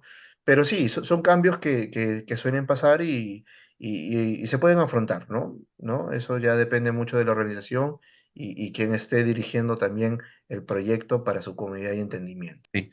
Estaba preguntando qué tal te ha ido con tu proveedor de internet para estos tipos de proyectos. Porque podemos tener todas las herramientas, pero eso no podemos subir rápidamente la información. Ah, correcto. No, no, no, sí, sí, yo sí trabajo con 200 megas mínimos, ¿no? Y todo con cable de red, ¿no? Todo es con cable de red. No utilizamos Wi-Fi porque eso puede generar retrasos, ¿no? Y la verdad que tener una buena conexión a internet es primordial. Eso sí, 100%. ¿No? Sí, incluso cuando fuimos a trabajar con las entidades públicas, ellos también pensaban, en algunos casos pensaban trabajar con Wi-Fi, pues no, pues o sea, si tienes la posibilidad de poner o trabajar con fibra óptica, pues utilicémoslo y que cada uno tenga sus cables de red, ¿no? Y que la información fluya de manera rápida y concisa, pues, ¿no? Esa es la idea. Eso sí es importantísimo, ¿no? Tener una buena banda ancha de Internet, eso sí. Ok. Ahora, justo de los cuadritos que habías mencionado, tú ahorita puedes hacer preguntas, ¿no? Estás Sí. apuradito. No, no, sí, creo, pero también hay preguntas, creo, en el chat. Ahí veo Sí. una Hay de una Rubén. pregunta de un profesor que conocemos. Tú la puedes leer, la pregunta del arquitecto Rubén. Ah, el arquitecto Rubén. Se va a Es casar, dice. Sunat, es Ah, Sunat. sonar. Gracias, gracias, arquitecto. Sí, dale, Jesús. Tú la puedes leer, tú la lees. Ah, ya, ya. Correcto. ¿De qué modo podemos asegurar que se cumplan todo lo establecido en la guía? Es, Esto en un marco actual donde las entidades solicitan proyectos con metodología BIM, pero sin conocer bien la metodología. Mira, qué interesante. Sí, ¿no? ¿De qué modo podemos asegurar que cumplan todo lo establecido en la guía? Bueno, primero hay que identificar el nivel de madurez que pueda tener la entidad. Bueno, estamos hablando de entidades públicas, ¿no? Entonces, primero, obviamente, ya cuando se hace o cuando hacemos el acompañamiento, las entidades tienen que desarrollar un formato que básicamente indica cuál es el nivel de madurez que tienen las entidades, ¿no? Entonces podemos saber hasta qué punto ellos pueden pedir, ¿no? Y qué otras cosas de repente no pueden pedir. Siempre decimos que empecemos con lo básico y lo necesario y lo puntual. Por eso es que existen los proyectos piloto, ¿de acuerdo? Entonces, si nosotros podemos entender lo que solicitamos, obviamente vamos a poder también nosotros revisar y asegurarnos que se cumplan con lo establecido en la guía, ¿no? Empecemos primero con los estándares más estables y, digamos que podemos usar en primera instancia, como son los documentos para la gestión de la información, ¿no? Que son los formatos EIR, OIR, lo demás. Aprendemos, hay que conocer qué cosa, qué información existe ahí, ¿no? Saber qué es lo que se está pidiendo, interpretar bien cuáles son los objetivos en base a los usos bien que actualmente tenemos, ¿no? Que la entidad necesariamente o el equipo de la entidad necesita conocer, ¿no? Cuando ya podemos establecer internamente ese conocimiento, vamos a saber qué revisar, vamos a saber qué solicitar, porque sería indispensable y bueno que se agregue tanto en los TDR como en el LIR cuáles son los criterios de aceptación, ¿no? De un producto mismo. Entonces, ya el proveedor, el consultor va directamente a cumplir con estos que no son todos, o sea, no queremos decir que son limitantes a estos criterios de aceptación, no son limitantes, son los principales, ¿no? Los criterios de aceptación, pero de esa manera arrancamos y podemos que los que vayan a revisar se aseguren de que realmente se esté cumpliendo con la guía, ¿no? Eh, yo creo que primero es eso, como tú bien lo dices, Rubén, sin conocer bien la metodología. Es que necesariamente tenemos que conocer bien la metodología para poder arrancar. Si ya iniciamos con los proyectos piloto, es necesario, completamente necesario, inyectar el conocimiento BIM lo antes posible. Esto se genera con un plan de capacitaciones internos que desarrolla las entidades, hacer un plan de capacitaciones y a esto sumarle también un plan de comunicaciones, un plan de comunicaciones que internamente se distribuye el conocimiento internamente por la entidad, ¿no? Que llegue a mostrarse cuáles son los avances de la entidad, cuáles son los cursos que se van a desarrollar, quiénes pueden asistir, ¿no? Eso también es muy importante para esto, ¿no? Yo te entiendo porque estamos en un proceso y he pasado por muchos TDRs que solicitan información que apuesto que no van a utilizar, pero aún así lo piden y hay información que eso contradice. Eso porque también están trasladándose de un estándar internacional o un estándar norteamericano, trasladándose a lo que es el peruano. Y se suele ver algunas interferencias y a una duplicidad de información, que eso también hay que afinar, ¿no? Pero todo se soluciona con educación. El plan BIM igual de todas maneras siempre vela por ello, por eso es que he tenido convenios con universidades. Bueno, no te puedo especificar, Jesús, yo sé que has comentado sobre las universidades, pero de repente yo no puedo especificar mucho porque me gustaría tener más contacto, sí, con los capacitadores, con los profesores, pero yo sí reconozco que he participado en las primeras instancias en generar una malla, ¿no? Bastante básica, que también fue presentada y que ahora ya está en algunas universidades que han ganado los concursos del MEF. Ayudé también a poder hacer esta pequeña malla y obviamente lo han mejorado con el equipo de expertos y eso es lo que se está trabajando en las universidades actualmente. ¿De acuerdo? Sí, voy a continuar con la siguiente pregunta sobre los protocolos. Uy, perdón, se me fue. Ya, ahí está. Sobre los protocolos BIM, ¿qué deberíamos tener en cuenta en el proyecto? ¿Cuáles podríamos considerar importantes en esas etapas iniciales de adopción de la metodología BIM? Perfecto. En los protocolos de intercambio de información, específicamente, si es que estamos hablando de ello, es esencial poder saber cómo es que va a fluir la data, cómo va a fluir los contenedores de información. Mucho de lo que hemos hablado hoy día estarían inscritos en nuestros protocolos, indicando cuáles son los flujos de trabajo, cuántas revisiones va a tener cada documento, quién va a revisar este documento, ¿no? Si ya escogieron un CDE, pues indicar cuáles son las herramientas que se va a utilizar para este intercambio de información y también establecer cuáles son las consideraciones para la revisión de los mismos. Por ejemplo, ahorita tenemos diferentes plataformas, incluso hay gratuitas que se pueden utilizar para revisar los modelos y que contemplen su nomenclatura, que no existan interferencias, que no existan incompatibilidades y que responda a un estándar también incluso, ¿no? Podríamos ya incluirlos en estos protocolos BIM. Los protocolos también pueden designar o incluir un anexo sobre el nivel de información necesaria de la categoría de elementos o elementos mismos, ¿no? Que sería importante que estos también ya lo vayan estableciendo en las entidades, ¿no? Porque de esta manera pueden transmitir a otras personas, incluso al consultor, y obviamente van a mostrarle que saben lo que necesitan, ¿no? Eso es también muy, muy importante. Eh, yo creo que esos serían los puntos los más resaltantes que se debería incluir un protocolo BIM en una primera instancia, ¿no? Porque de ahí escalamos y aumentamos más el nivel y de requerimientos, obviamente, ¿no? ¿Qué significa WIP? Bueno, ahí está, Work in Progress, que es trabajo en proceso, correcto. Aplica a proyectos residenciales, unifamiliares y multifamiliares. Sí, por supuesto, o sea, BIM se aplica para todo tipo de proyectos, hasta remodelaciones, hasta de un baño incluso, hasta un mueble. Puedes aplicar, ¿no? Gestionar la información ahí dentro, hasta desarrollar incluso ciudades, ¿no?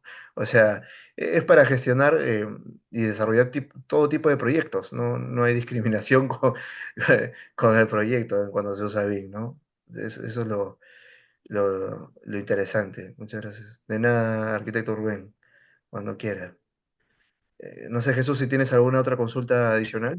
Sí, cuando me refería a las universidades, yo sé que hay varias que han participado y han ganado estas licitaciones, pero el problema es la simulación y el problema es el área de trabajo. O sea, mira, es un problema que nosotros arrastramos desde que éramos estudiantes de la misma universidad. No voy a mencionar, ya mencionas por ahí la universidad, ¿no? Pero si nosotros quisiéramos simular un área BIM, nosotros tendríamos que tener el espacio básico. ¿Cuántas pantallas tienes tú ahorita en tu oficina? Contando con las de mi laptop serían 6. 6 pantallas, me has ganado, ¿no?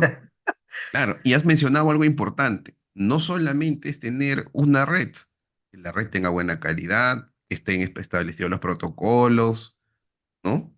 Cómo se va a intercambiar la información. Entonces, esa simulación, si viniera de manera básica, al menos a las escuelas que ya tenemos un poco más de tiempo generando un mejor estándar, sería más sencillo enseñar BIM. Pero la mayoría de las universidades siguen enseñando Revit como si fuera BIM. O sea, Revit es el Excel, Revit es la herramienta, Revit es el martillo, pero BIM es la metodología de cómo usar ese martillo correctamente para edificar pues, un edificio de manera ordenada. Entonces, ahí me refería a ello. Ojalá que por ahí nos vean, ¿no? Y traten de armar al menos un espacio pequeño, ¿no? Sería 2 modeladores, un coordinador, un auditor, y hacer esa simulación, como se hace la simulación para mover maquinaria pesada en las grúas o en las minas, ¿no? ¿Has visto cuántas? Y claro, Exacto, o en la bolsa, ¿no? Entonces, ahí yo llamaría correctamente una simulación, un área BIM, una simulación BIM, pero no modelar. Ahí va mi siguiente pregunta. ¿Sería mejor aprender Revit o fundamentos BIM primero? ¿Cuál de los dos recomendarías al día de hoy? caramba. Mira, en este estado como estamos nosotros, yo creo que debemos iniciar al menos con el concepto, ¿no? Aprender la teoría, saber qué cosa significa, qué cosas te proporciona, por qué es tan importante y luego aprender la herramienta. Pero obviamente puede ser también desarrollada en paralela, o sea, eso no habría problema, pero sí los modeladores tienen que ser conscientes, ¿no? De lo que están haciendo. No es simplemente hacer un modelo 3D, porque eso ya no es. Y si ahorita estamos en las universidades, sean conscientes que ustedes van a ser profesionales y necesitan aterrizar sus ideas. Nosotros hemos estado en talleres bastante conocidos que explota la imaginación, pero llegamos al momento en que tenemos que aterrizar esas ideas y obviamente ahí se utilizan otras herramientas que va a afinar de que obviamente tu proyecto sea completamente funcional. Es un concepto similar, ¿no? Debemos aprender bien la teoría de lo que significa BIM y luego aterrizando todas las ideas y aplicando bien de forma razonable, aprendiendo del sistema constructivo que nos enseñan en las universidades para hacerlo reflejado. Porque yo les digo algo, cuando nosotros ya estemos en la cancha, cuando estemos en obra, nos van a pedir que sea modelado de tal manera que te proporcione la información que necesita, incluso un ejemplo rápido, para hacer metrados.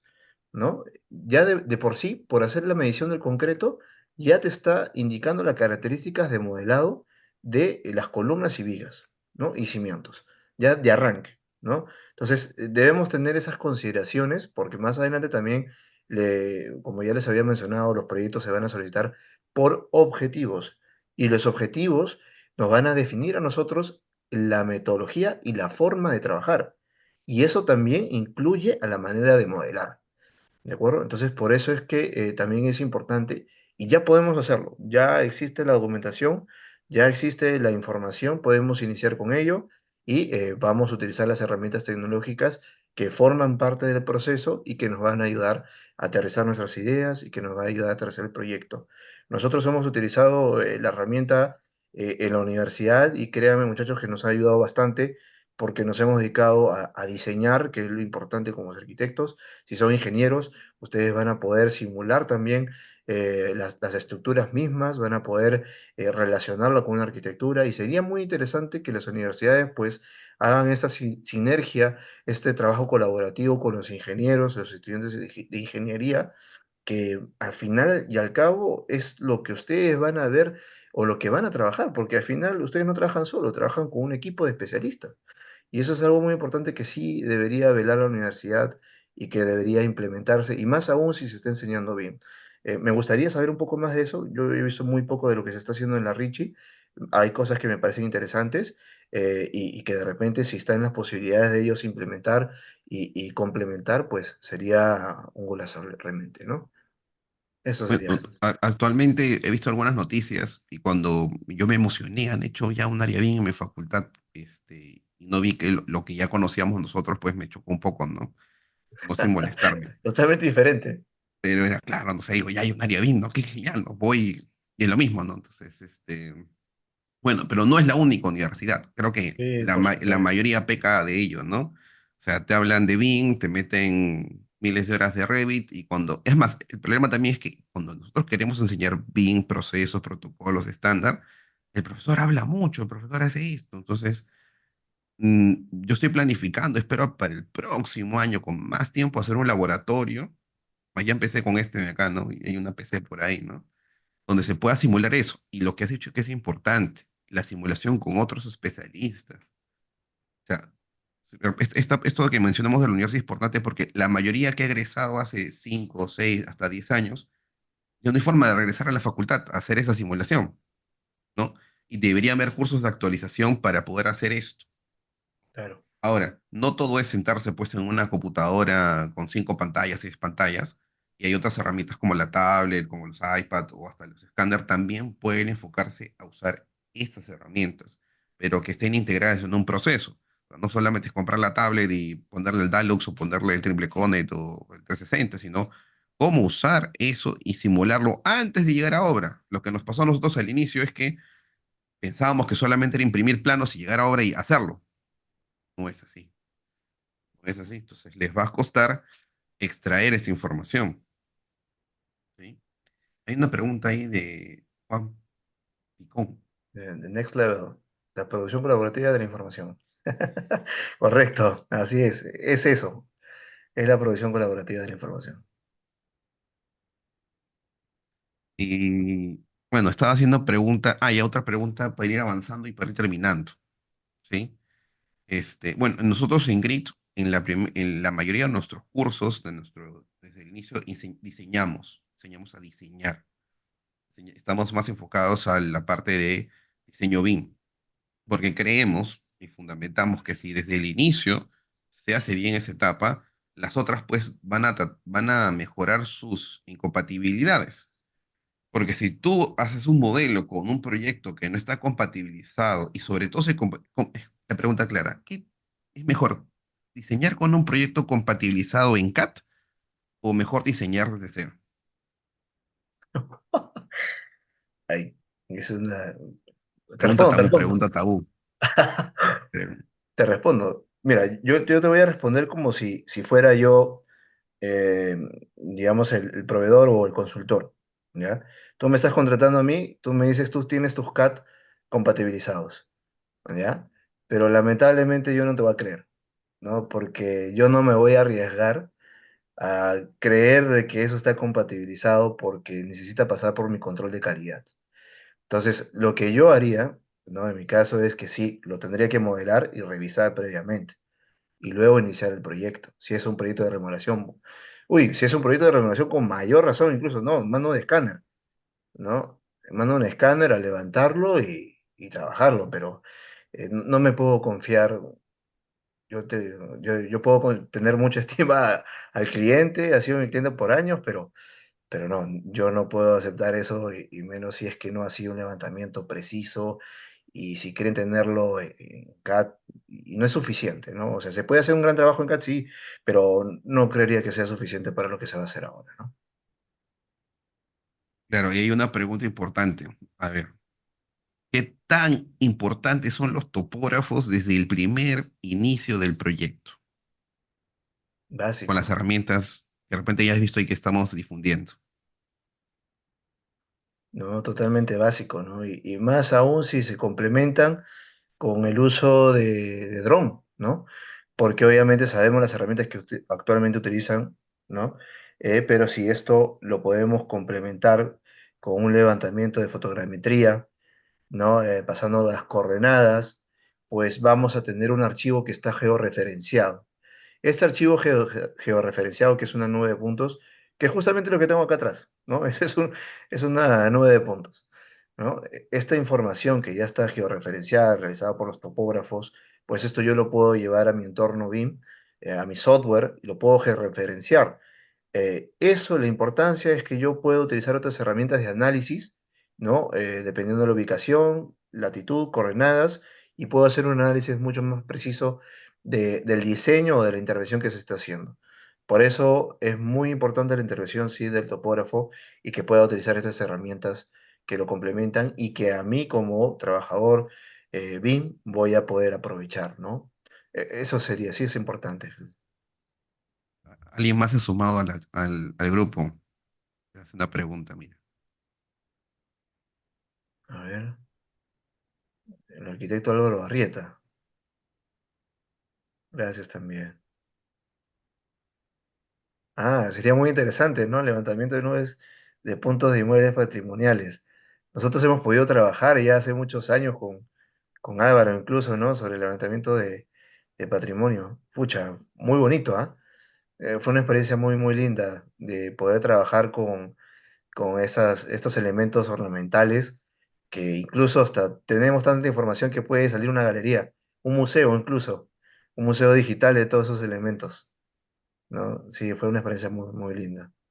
Y ahora, Jesús, tú también estás haciendo proyectos así, ¿no? Y claro, nos faltan los que tú tienes con los de Álvaro, pero no se pueden publicar, ¿no? Eso es Ah, lamentable. caramba, esa es la empresa, la Ahí empresa. agregaríamos unos varios proyectos muy importantes a la biblioteca para conocimiento general. Ojalá algún día se pueda, ¿no? Ojalá, Ojalá. ojalá. Sí, sería bonito poder presentarlos. Ahora, hay una pregunta importante, mira, para el HBIM, ¿puedes hacer HBIM sin escáner? Uy, uy, ¿Puedes hacer bueno, levantamiento de patrimonial sin escáner? uy, ay, ay. A ver, sabemos que antes de que sepamos de esta tecnología, pues los levantamientos se hacían con fotografías y mediciones en campo, ¿no? Pero actualmente ya contamos con herramientas que mejoran el resultado, mejoran la precisión no solamente por tiempo, sino por precisión en los elementos. Entonces, yo creo que lo mejor sería utilizar, sí, herramientas tecnológicas para hacer un HBIM, ¿no? Eh, Hay software, sí, que se están utilizando softwares especializados para ello, porque te generan hasta la deformación misma que tiene, eh, digamos, el elemento y te puede identificar también las deformaciones. ¿No? Creo que hay también herramientas con inteligencia artificial, incluso que te puede hacer esas distinciones. Entonces, hay un gran avance, entonces si tenemos esas herramientas, ¿por qué no usarlas, pues, ¿no? Y es lo que yo preferiría hacer si es que tengo que hacer uno de esos tipos de trabajos. Ok, y justo, mira que estamos hablando de patrimonio, de proyectos muy emblemáticos que se tienen que construir, pero ¿qué pasa con el tema de mantenimiento, operación y mantenimiento? ¿Se puede hacer BIM de operación y mantenimiento sin estas herramientas? O sea, ya, sí o sí se tiene que hacer operación y mantenimiento con BIM, porque la inversión que se va a hacer para un levantamiento de estos proyectos, ¿no? sea AutoCAD o metodologías o tecnologías antiguas, imagínate que se tenga que volver a costear ese proyecto porque se tiene que hacer con escáner dentro de 5 años, por ejemplo. Entonces, mi pregunta es, para el tema de operación y mantenimiento, modernización de edificios, domotización, generar mejores flujos de aire, temas de HVAC, circulación, con sistema contra incendios, sobre todo seguridad por los sismos que va a pasar y demás, ¿se podría hacer ese tipo de proyectos de manera rentable sin el escáner? De que se puede, pero es muy difícil, la verdad, y no, no creo que sea conveniente, ¿no? Es que ya estás, también has hablado un poco de lo que viene después, ¿no? Que es básicamente la generación de los Digital Twin. Y los Digital Twin, pues básicamente está conformado por la representación gráfica de lo existente y eso se logra mediante el escáner láser. Pero un Digital Twin no solamente es el as-built de modelado, sino también es que trabaja con otras herramientas, otros componentes que mandan información en tiempo real a un software, a un servidor, ¿no? Para hacer la gestión y obviamente ver el mantenimiento de los equipos. Les pongo un ejemplo claro. Por ejemplo, si tenemos un edificio de oficinas, obviamente tenemos ahí instalaciones mecánicas, tenemos equipos fan coils, ¿no? Ahí ellos pueden tener sensores que se pueden colocar y básicamente pueden mandar información del flujo de aire, ¿no? En tiempo real digamos, en un software de administración de activos, ¿no? Entonces ahí ya se genera un digital twin, ¿no? Que funciona para el mantenimiento y funcionamiento y las operaciones que se realizan cuando el edificio ya está vivo. Entonces es muy difícil hacer eso, casi imposible si es que no tenemos una representación gráfica precisa del modelo, ¿no? Por eso es que es importante sí utilizar estas herramientas si lo vamos a hacer en funcionamiento. Doy un ejemplo, es el Hospital Revaliati. Si Ujú, quisiéramos modernizarlo, que es urgente, ¿no? Y queremos no solamente hacer la remodelación de pintura, muros, cortina, mobiliario, sino que tenga esta tecnología para detectar si va a soportar el sismo, porque hay sensores, y lo que has mencionado del incendio, ¿no? Podría demostrar si hay un sector que se quemó y está dentro de un central de datos para poder tomar acciones rápidas. Ahí sería el edificio inteligente, con sensores y una central de datos que nos dé esa información y monitorear no la salud del modelo, sino ya la salud del edificio. Tiene un hospital, imagínate, ¿no? Saber cuántas camillas hay, cuántas camillas faltan para poder dar mejor beneficios a la población. Sobre todo los hospitales que son más grandes deben de pasar por ese proceso de modernización. O la otra solución, pues, es tomar una decisión drástica y hacer una demolición o buscar, pues, un proyecto que llegue a esos alcances. Hay una consulta importante ahí, mira. Eric Rojas. Juan Picón dice, ¿cuál sería la diferencia entre modelos build y el AIM? Ah, qué interesante. Mira, no lo he comentado, pero han mencionado el modelo de información del activo. ¿Ya? Qué interesante. Perfecto que me ha hecho esta consulta porque esto también es parte de la definición o de las tantas definiciones de estas, digamos, conceptos que se manejan. El modelo de información del activo básicamente conforma o lo integra o es el conjunto de los contenedores de información relacionados con digamos, con el funcionamiento de los activos. Es decir, un AIM puede estar conformado por un modelo as-built, ¿sí? Puede estar conformado por un Excel que están, digamos, toda la data COVID, ¿no? Puede ser también. Puede estar incluido las fichas técnicas también de los activos, de los fancoins, de servidores, de lo que va a implementarse en el edificio, ¿no? Entonces, básicamente la IAM es el conjunto de todos estos contenedores de información relacionados con esta etapa, ¿no? Que el ASBIL es parte de ahí, parte de eso, ¿no? Eso sería la diferencia principal. Pero qué bueno, Juan, que lo hayas podido indicar, ¿no? Creo que sí ha leído la guía, ¿ah? Me parece que sí, está leyendo la guía. Vale, me decías Eric Rojas, ¿no? ¿Qué tan factible es el intercambio de información en el CDE en formato IFC o formato nativo del software, dado que muchas veces no se puede editar, ya que el formato IFC cuando se intercambia ya no regresa como editable y puede generar muchos elementos distintos desde que se creó? ¿O recomiendan un protocolo de intercambio de solo datos geométricos? Vale, vale, vale. A ver, vamos a ver. Primero, debemos entender que IFC es básicamente un estándar que hace filtrar la información de un modelo BIM, ¿no? Te filtra y te saca solamente la información necesaria para las actividades que vas a desarrollar, ¿no? Es decir, puedes tú bajarle el nivel de detalle de repente o el nivel de información al modelo BIM para que sea gestionado en un software aparte. Generalmente el IFC te lo pide cuando necesitas hacer una actividad distinta al modelado, que es gestionar la información en un software totalmente diferente que no te va a aceptar un formato nativo, ¿no? Por eso es que el IFC responde estándar y hay que verlo, ¿no? Generalmente que se utiliza es el 2x3, pero ya salió otro que es el 4, ¿no? Eso también hay que chequearlo. A ver, ¿qué tan factible es el intercambio en el CD? O sea, es factible siempre y cuando lo utilice la otra persona o el otro especialista, el gestor, ¿no? O el coordinador del otro equipo, lo utilice, lo descargue, porque obviamente si es un IFC es para usarlo en un software, no es la misma plataforma, ¿no? Lo descarga y lo gestiona en su software. Pero si tú tienes un CDE que ya está acondicionado con las herramientas necesarias, tú puedes subir tranquilamente el archivo nativo y ahí se puede gestionar cierta información. Todo depende de la actividad que tú vayas a generar, ¿no? Todo depende de eso.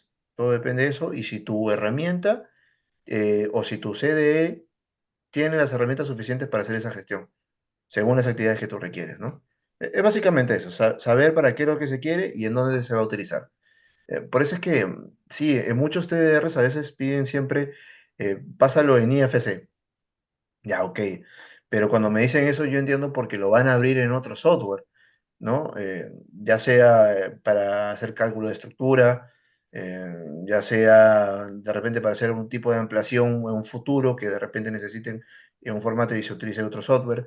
Pero yo lo imagino así, eh, no para el proceso, porque generalmente algunos proyectos no incluyen el proceso de revisión. Bueno, es que depende, ¿no? Pero yo te diría, primero, sepamos para qué lo quiere el IFC, ¿no? Es el primero. Y sí, hay que incluirlo en el protocolo, por supuesto que sí, pero siempre y cuando especificando el motivo y el por qué, ¿no? Y de qué manera se va a utilizar el IFC. Básicamente sería eso, Juan.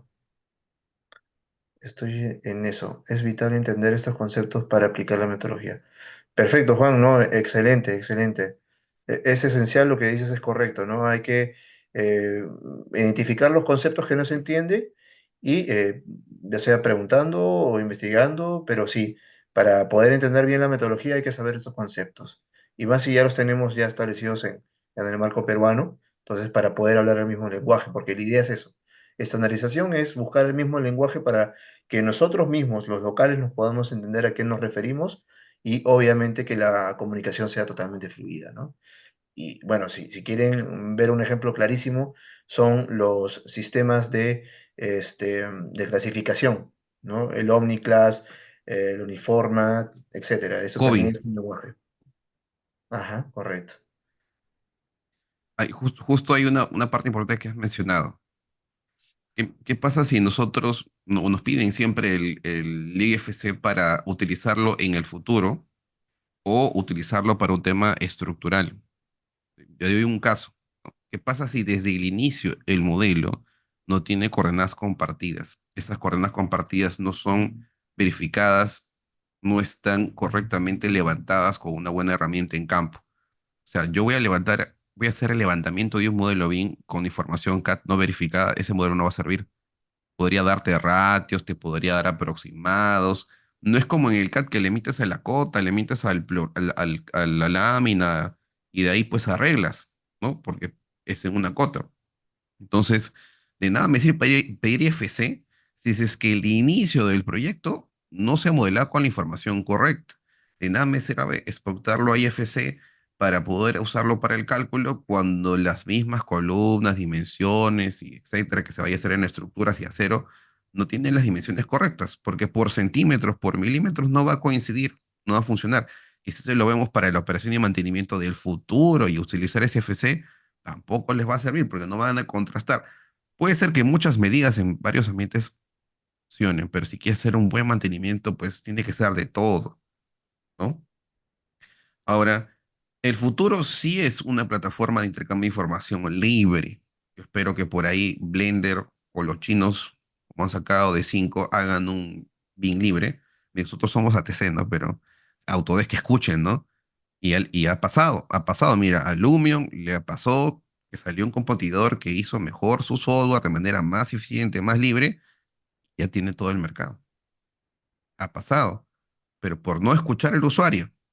Tienes que escuchar al usuario. Ojalá que nos escuche y que haga más sencillo el uso del IFC, que sea más fácil la integración de las APIs, porque hacer API también es un mundo, o sea, te soluciona la vida, pero también te la complica, ¿no? Por ejemplo, estoy pensando hacer un curso de Revit 2.0 con APIs, porque usar APIs es como llevar otro curso de Revit.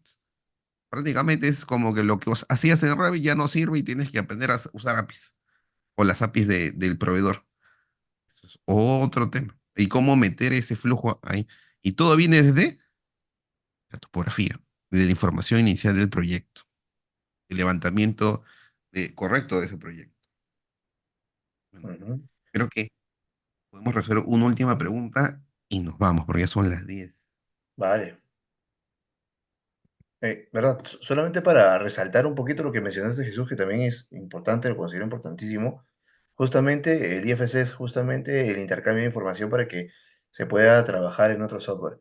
Pero si en el software nativo no hace las configuraciones necesarias, pues cuando se lleve a otro software, pues no va a poder identificar el punto. ¿No? Entonces no van a poder hablar en la misma coordenada y eso puede generar un problema al momento de hacer cálculos. Entonces sí es indispensable que la configuración primaria en cuanto a coordenadas, geolocalización, pues se contemple en el proyecto nativo, ¿no? Y eso se ve dependiendo de los objetivos del proyecto, ¿no? Todo en base a los objetivos del proyecto. Solamente eso. De los especialistas, o sea, yo les puedo entregar el modelo, mejor modelo inicial, los 200 de arquitectura y estructuras, pero si el especialista no sabe usar esa información, no sabe utilizar coordenadas compartidas para esa etapa, ese nivel, pues no vamos a hacer magia, ¿no? O sea, no va a haber un modelador que lo va a arreglar. No debería funcionar bien con un protocolo de trabajo desde el inicio, que aprenda a insertar correctamente las coordenadas compartidas, porque cuando se quiere exportar a otros formatos, se quiere utilizar de otra manera, no van a coincidir. Y se puede arreglar, pero el tema de arreglarlo, corregirlo, pues hay que rezarle pues a muchos santos para que funcione más adelante o que siempre coincida. Yo he revisado varios proyectos del estado de colegios hasta el aeropuerto, ¿ya? Me han llegado modelos, entre comillas, BIM, y no tienen coordenadas compartidas. No sé si es que les borran, no sé cómo, me parece muy extraño, ¿no? Y me sorprende ello. Ojalá que mi ignorancia sea más por ignorancia que no lo saben hacer o no lo comparten de manera correcta. Hay varios colegios que no tienen coordenadas compartidas. Yo no sé si ese modelo se va a poder reutilizar después. No sabemos. O a qué nivel lo podrían reutilizar. Ujú.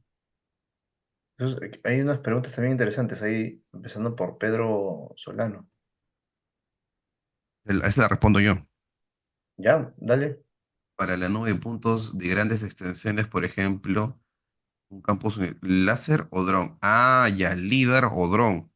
Pero es que el dron tiene un escáner, pues. El dron tiene un sensor, puede poner un sensor LIDAR, pero va a depender de los objetivos. Si tú quieres la precisión milimétrica de la vereda, del sardinel, ver qué hay debajo de los árboles, tiene que ser LIDAR, ¿sí?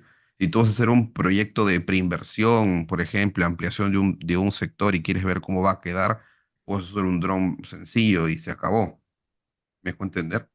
El problema va a ser que tú puedes hacer el mejor levantamiento, pero si no tienes la PC local que pueda procesar esa información, no van a usar todo el poder de la nube puntos. Eso nos ha pasado varias veces. Es más, cuando tú le compartas a un cliente una nube puntos de una carretera, y tú se lo puedes mandar online para que lo pueda revisar. Es una cosa es revisarlo en CD online, ¿correcto? Y otra cosa es tratar de obtener más información del proyecto. Tú lo puedes visualizar, pero utilizarlo de manera local es otra cosa. Pues hay un CD online y un CD local. Y yo recomendaría que hay áreas BIM, de vez en cuando puedan centralizar mejor la información en una buena computadora. Ahora, por ejemplo, el streaming de computadoras para poder tener una de estas, por ejemplo, una 4090 en internet, existe, se da, pero es costoso. Entonces, a la larga va a salir más barato comprar la computadora y pagar todas las horas alquiladas de Amazon o de Google. Puede ser una solución a corto plazo, una solución de emergencia, pero siempre va a ser bueno implementar tu propio centro de datos, tu propia área BIM con todas esas herramientas, sobre todo para el procesamiento de información o la exportación de datos. Jesús, solamente para complementar un poco tu respuesta, y según la pregunta de Pedro, y veo que ahí tiene digamos, digamos, una cuestión en cuál sería la estrategia de convencimiento, porque él dice, ¿no? Para la nube de puntos de grandes extensiones, por ejemplo, campus universitario, láser o dron, el costo es elevado, podrías hacer desistir al cliente, ya que solo es parte del proceso con la gestión de operaciones y mantenimiento. ¿Cuál sería la estrategia de convencimiento? Ya, hay dos cositas principales que quisiera comentar. Primero, tú tienes que identificar cuáles son los objetivos, ¿no? Los objetivos puede ser que solamente sea necesario el levantamiento de forma con fotogrametría para ubicar los bloques o los campos universitarios, por ejemplo.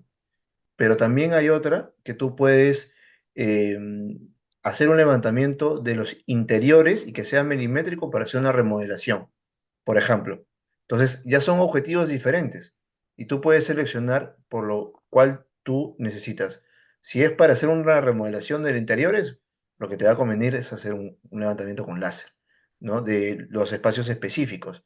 Pero si vas a utilizarlo para ubicar ciertos campus, hacer digamos, un master plan, por ejemplo, pues ahí te podría convenir de repente usar un dron. Estoy poniendo ejemplos nada más. La idea es que uno pueda identificar si realmente vale la pena la adquisición o la compra o, digamos, digamos, la solicitud de un servicio. Ahora, lo demás, lo que sí debemos entender que el levantamiento de 9 puntos no solamente es para la gestión de operación, de operación y mantenimiento. Yo lo suelo utilizar, bueno, obviamente cuando ya existe la edificación, porque yo necesito precisión para hacer la remodelación de los interiores, ¿no? Por eso yo solicito. Pero hay otras herramientas que se pueden optar, dependiendo de los objetivos. Como también puedes utilizar con fotografía, puedes usar cámaras 360 o una tecnología un poquito más avanzada que es el Matterport, que se suele utilizar también. Y si es solamente un espacio, pues ahora los celulares vienen con láser. Yo generalmente cuando son espacios pequeños, hago un levantamiento con mi celular y lo llevo a mi software, ¿no? Entonces todo va a depender de eso, son muchas estrategias. Lo que yo hice para poder convencer en el banco, en las oficinas del banco que yo trabajaba, que ahí sí necesitábamos precisión, es que, bueno, un amigo mío trabaja en eso y pues pudimos hacer un ejemplo, ¿no? Un ejemplo de la nube de puntos. Un pequeño levantamiento de la nube de puntos y se lo presentamos y le dimos las diferencias entre lo existente del modelo con la nube de puntos. Eso fue mi estrategia de convencimiento.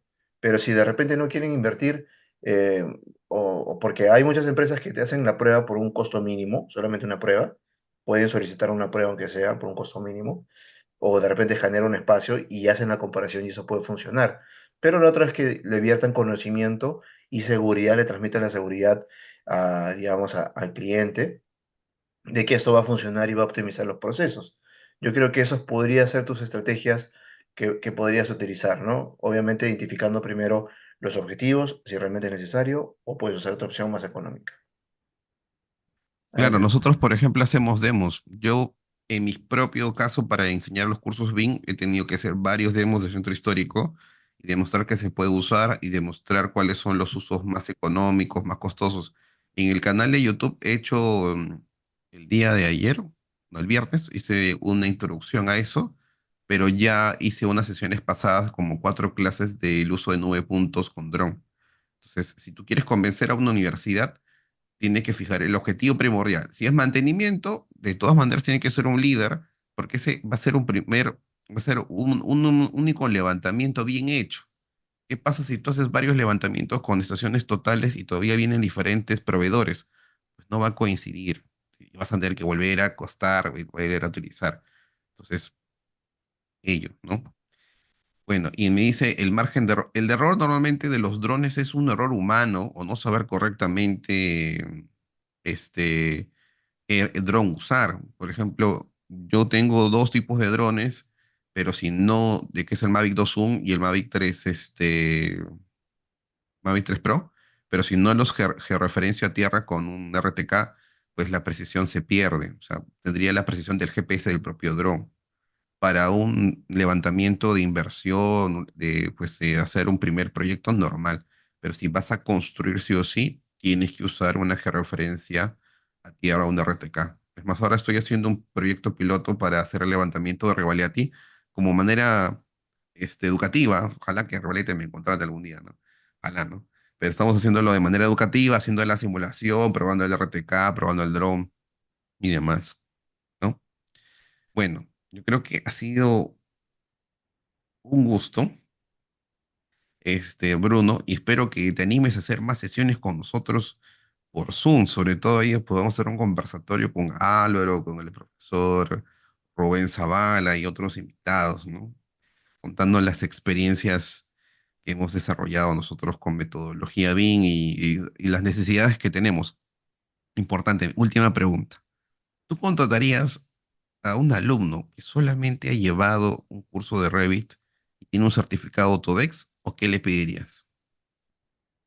Bueno, esa pregunta es muy amplia, dependiendo lo que necesite, nuevamente, porque si, digamos, Hablando tema BIM, o sea, tú quieres contratar a un modelador BIM.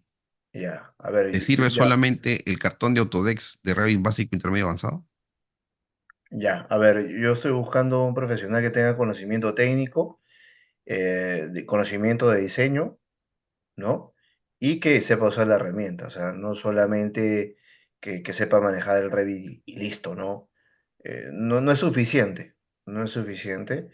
Y obviamente que ya a estas alturas yo creo que pedir digamos, a un trabajador, un colaborador que tenga conocimiento de la norma técnica es fundamental, porque ya existe desde bueno, se ha publicado en 2022, se ha actualizado el 23 y hay ya bastante información. Nosotros ya vamos a pasar el 25 y el 2030 va a ser prácticamente obligatorio para las entidades públicas.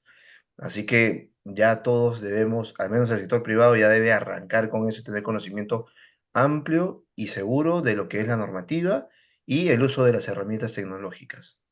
Yo creo que sí, yo contrataría a una persona que tenga ambos conocimientos. ¿Cómo tú demuestras que tengas esos conocimientos? Sería una evaluación y lo que siempre mencionamos en GRID, portafolio. ¿El portafolio suma o no suma?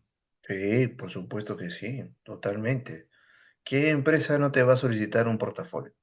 No, la idea es que, bueno, dependiendo del tipo de trabajo, claro, claro está, ¿no? También lo que quieras recibir de sueldo, ¿no? Si tú vas a una empresa y no te evalúan bien, obviamente que te van a pagar lo mínimo posible.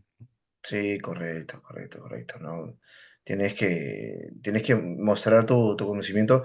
Lo que yo sí sugiero, si es que van a armar su portafolio y se ve, es que sean precisos, o sea, porque he visto CVs que pasan las Puro 50 texto. páginas y al final digo, pucha, no me vale ver todo esto, pues no, o sea, pero sean concisos en lo que han realizado, puntuales o sea, no es una competencia que tiene más cartones, sino realmente la calidad de lo que saben, el conocimiento y la experiencia que han tenido, ¿no? Mostrar un muy buen proyecto, ¿no? Claro, por supuesto, Impresionen. eso también, eso es Entonces, una imagen de impresiones. mi pregunta, Grit, ¿es importante tener un buen portafolio y que la capacitación online sea práctica o full video, full teoría? No, eso definitivamente debe ser práctica, teoría, práctica, teoría, práctica. Y más que todo, si uno se quiere especializar en un coordinador, modelador, Es práctica, totalmente práctica, práctica, práctica. Un gestor BIM de repente ahí puede obtenerse ciertas cositas, pero sí tener conocimiento de lo que hace y lo que produce la herramienta, Mira, ya has ¿no? hablado algo importante. O sea, los modeladores, coordinadores, tienen que tener esa base. O sea, yo no me podría llamar coordinador BIM si no he pasado por esa parte de sufrimiento, ¿no? De la experiencia para poder delegar el trabajo, ¿no? Es como tener el operario y el maestro. El maestro es maestro porque tiene la experiencia y ha sufrido y ha experimentado eso, ¿no? Pero si ya hablamos, por ejemplo, de auditores, manager BIM, pues te puede servir toda la teoría, pero ¿cómo solicitas la información? ¿Qué le pides al resto? Tendría que haber al menos un proceso de simulación, ¿no?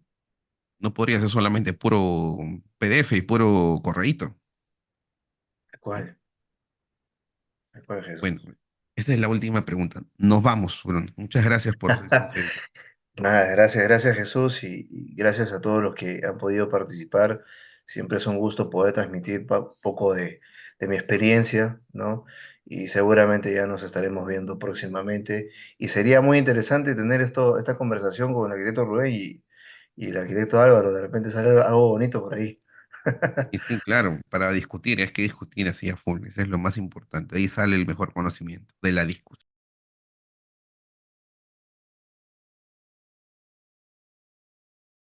Hasta el final, mira, ya son las 11 casi. Gracias, muchas Sí, gracias, chicos. gracias. Saludos, Bruno. Nos vemos. Buenas noches.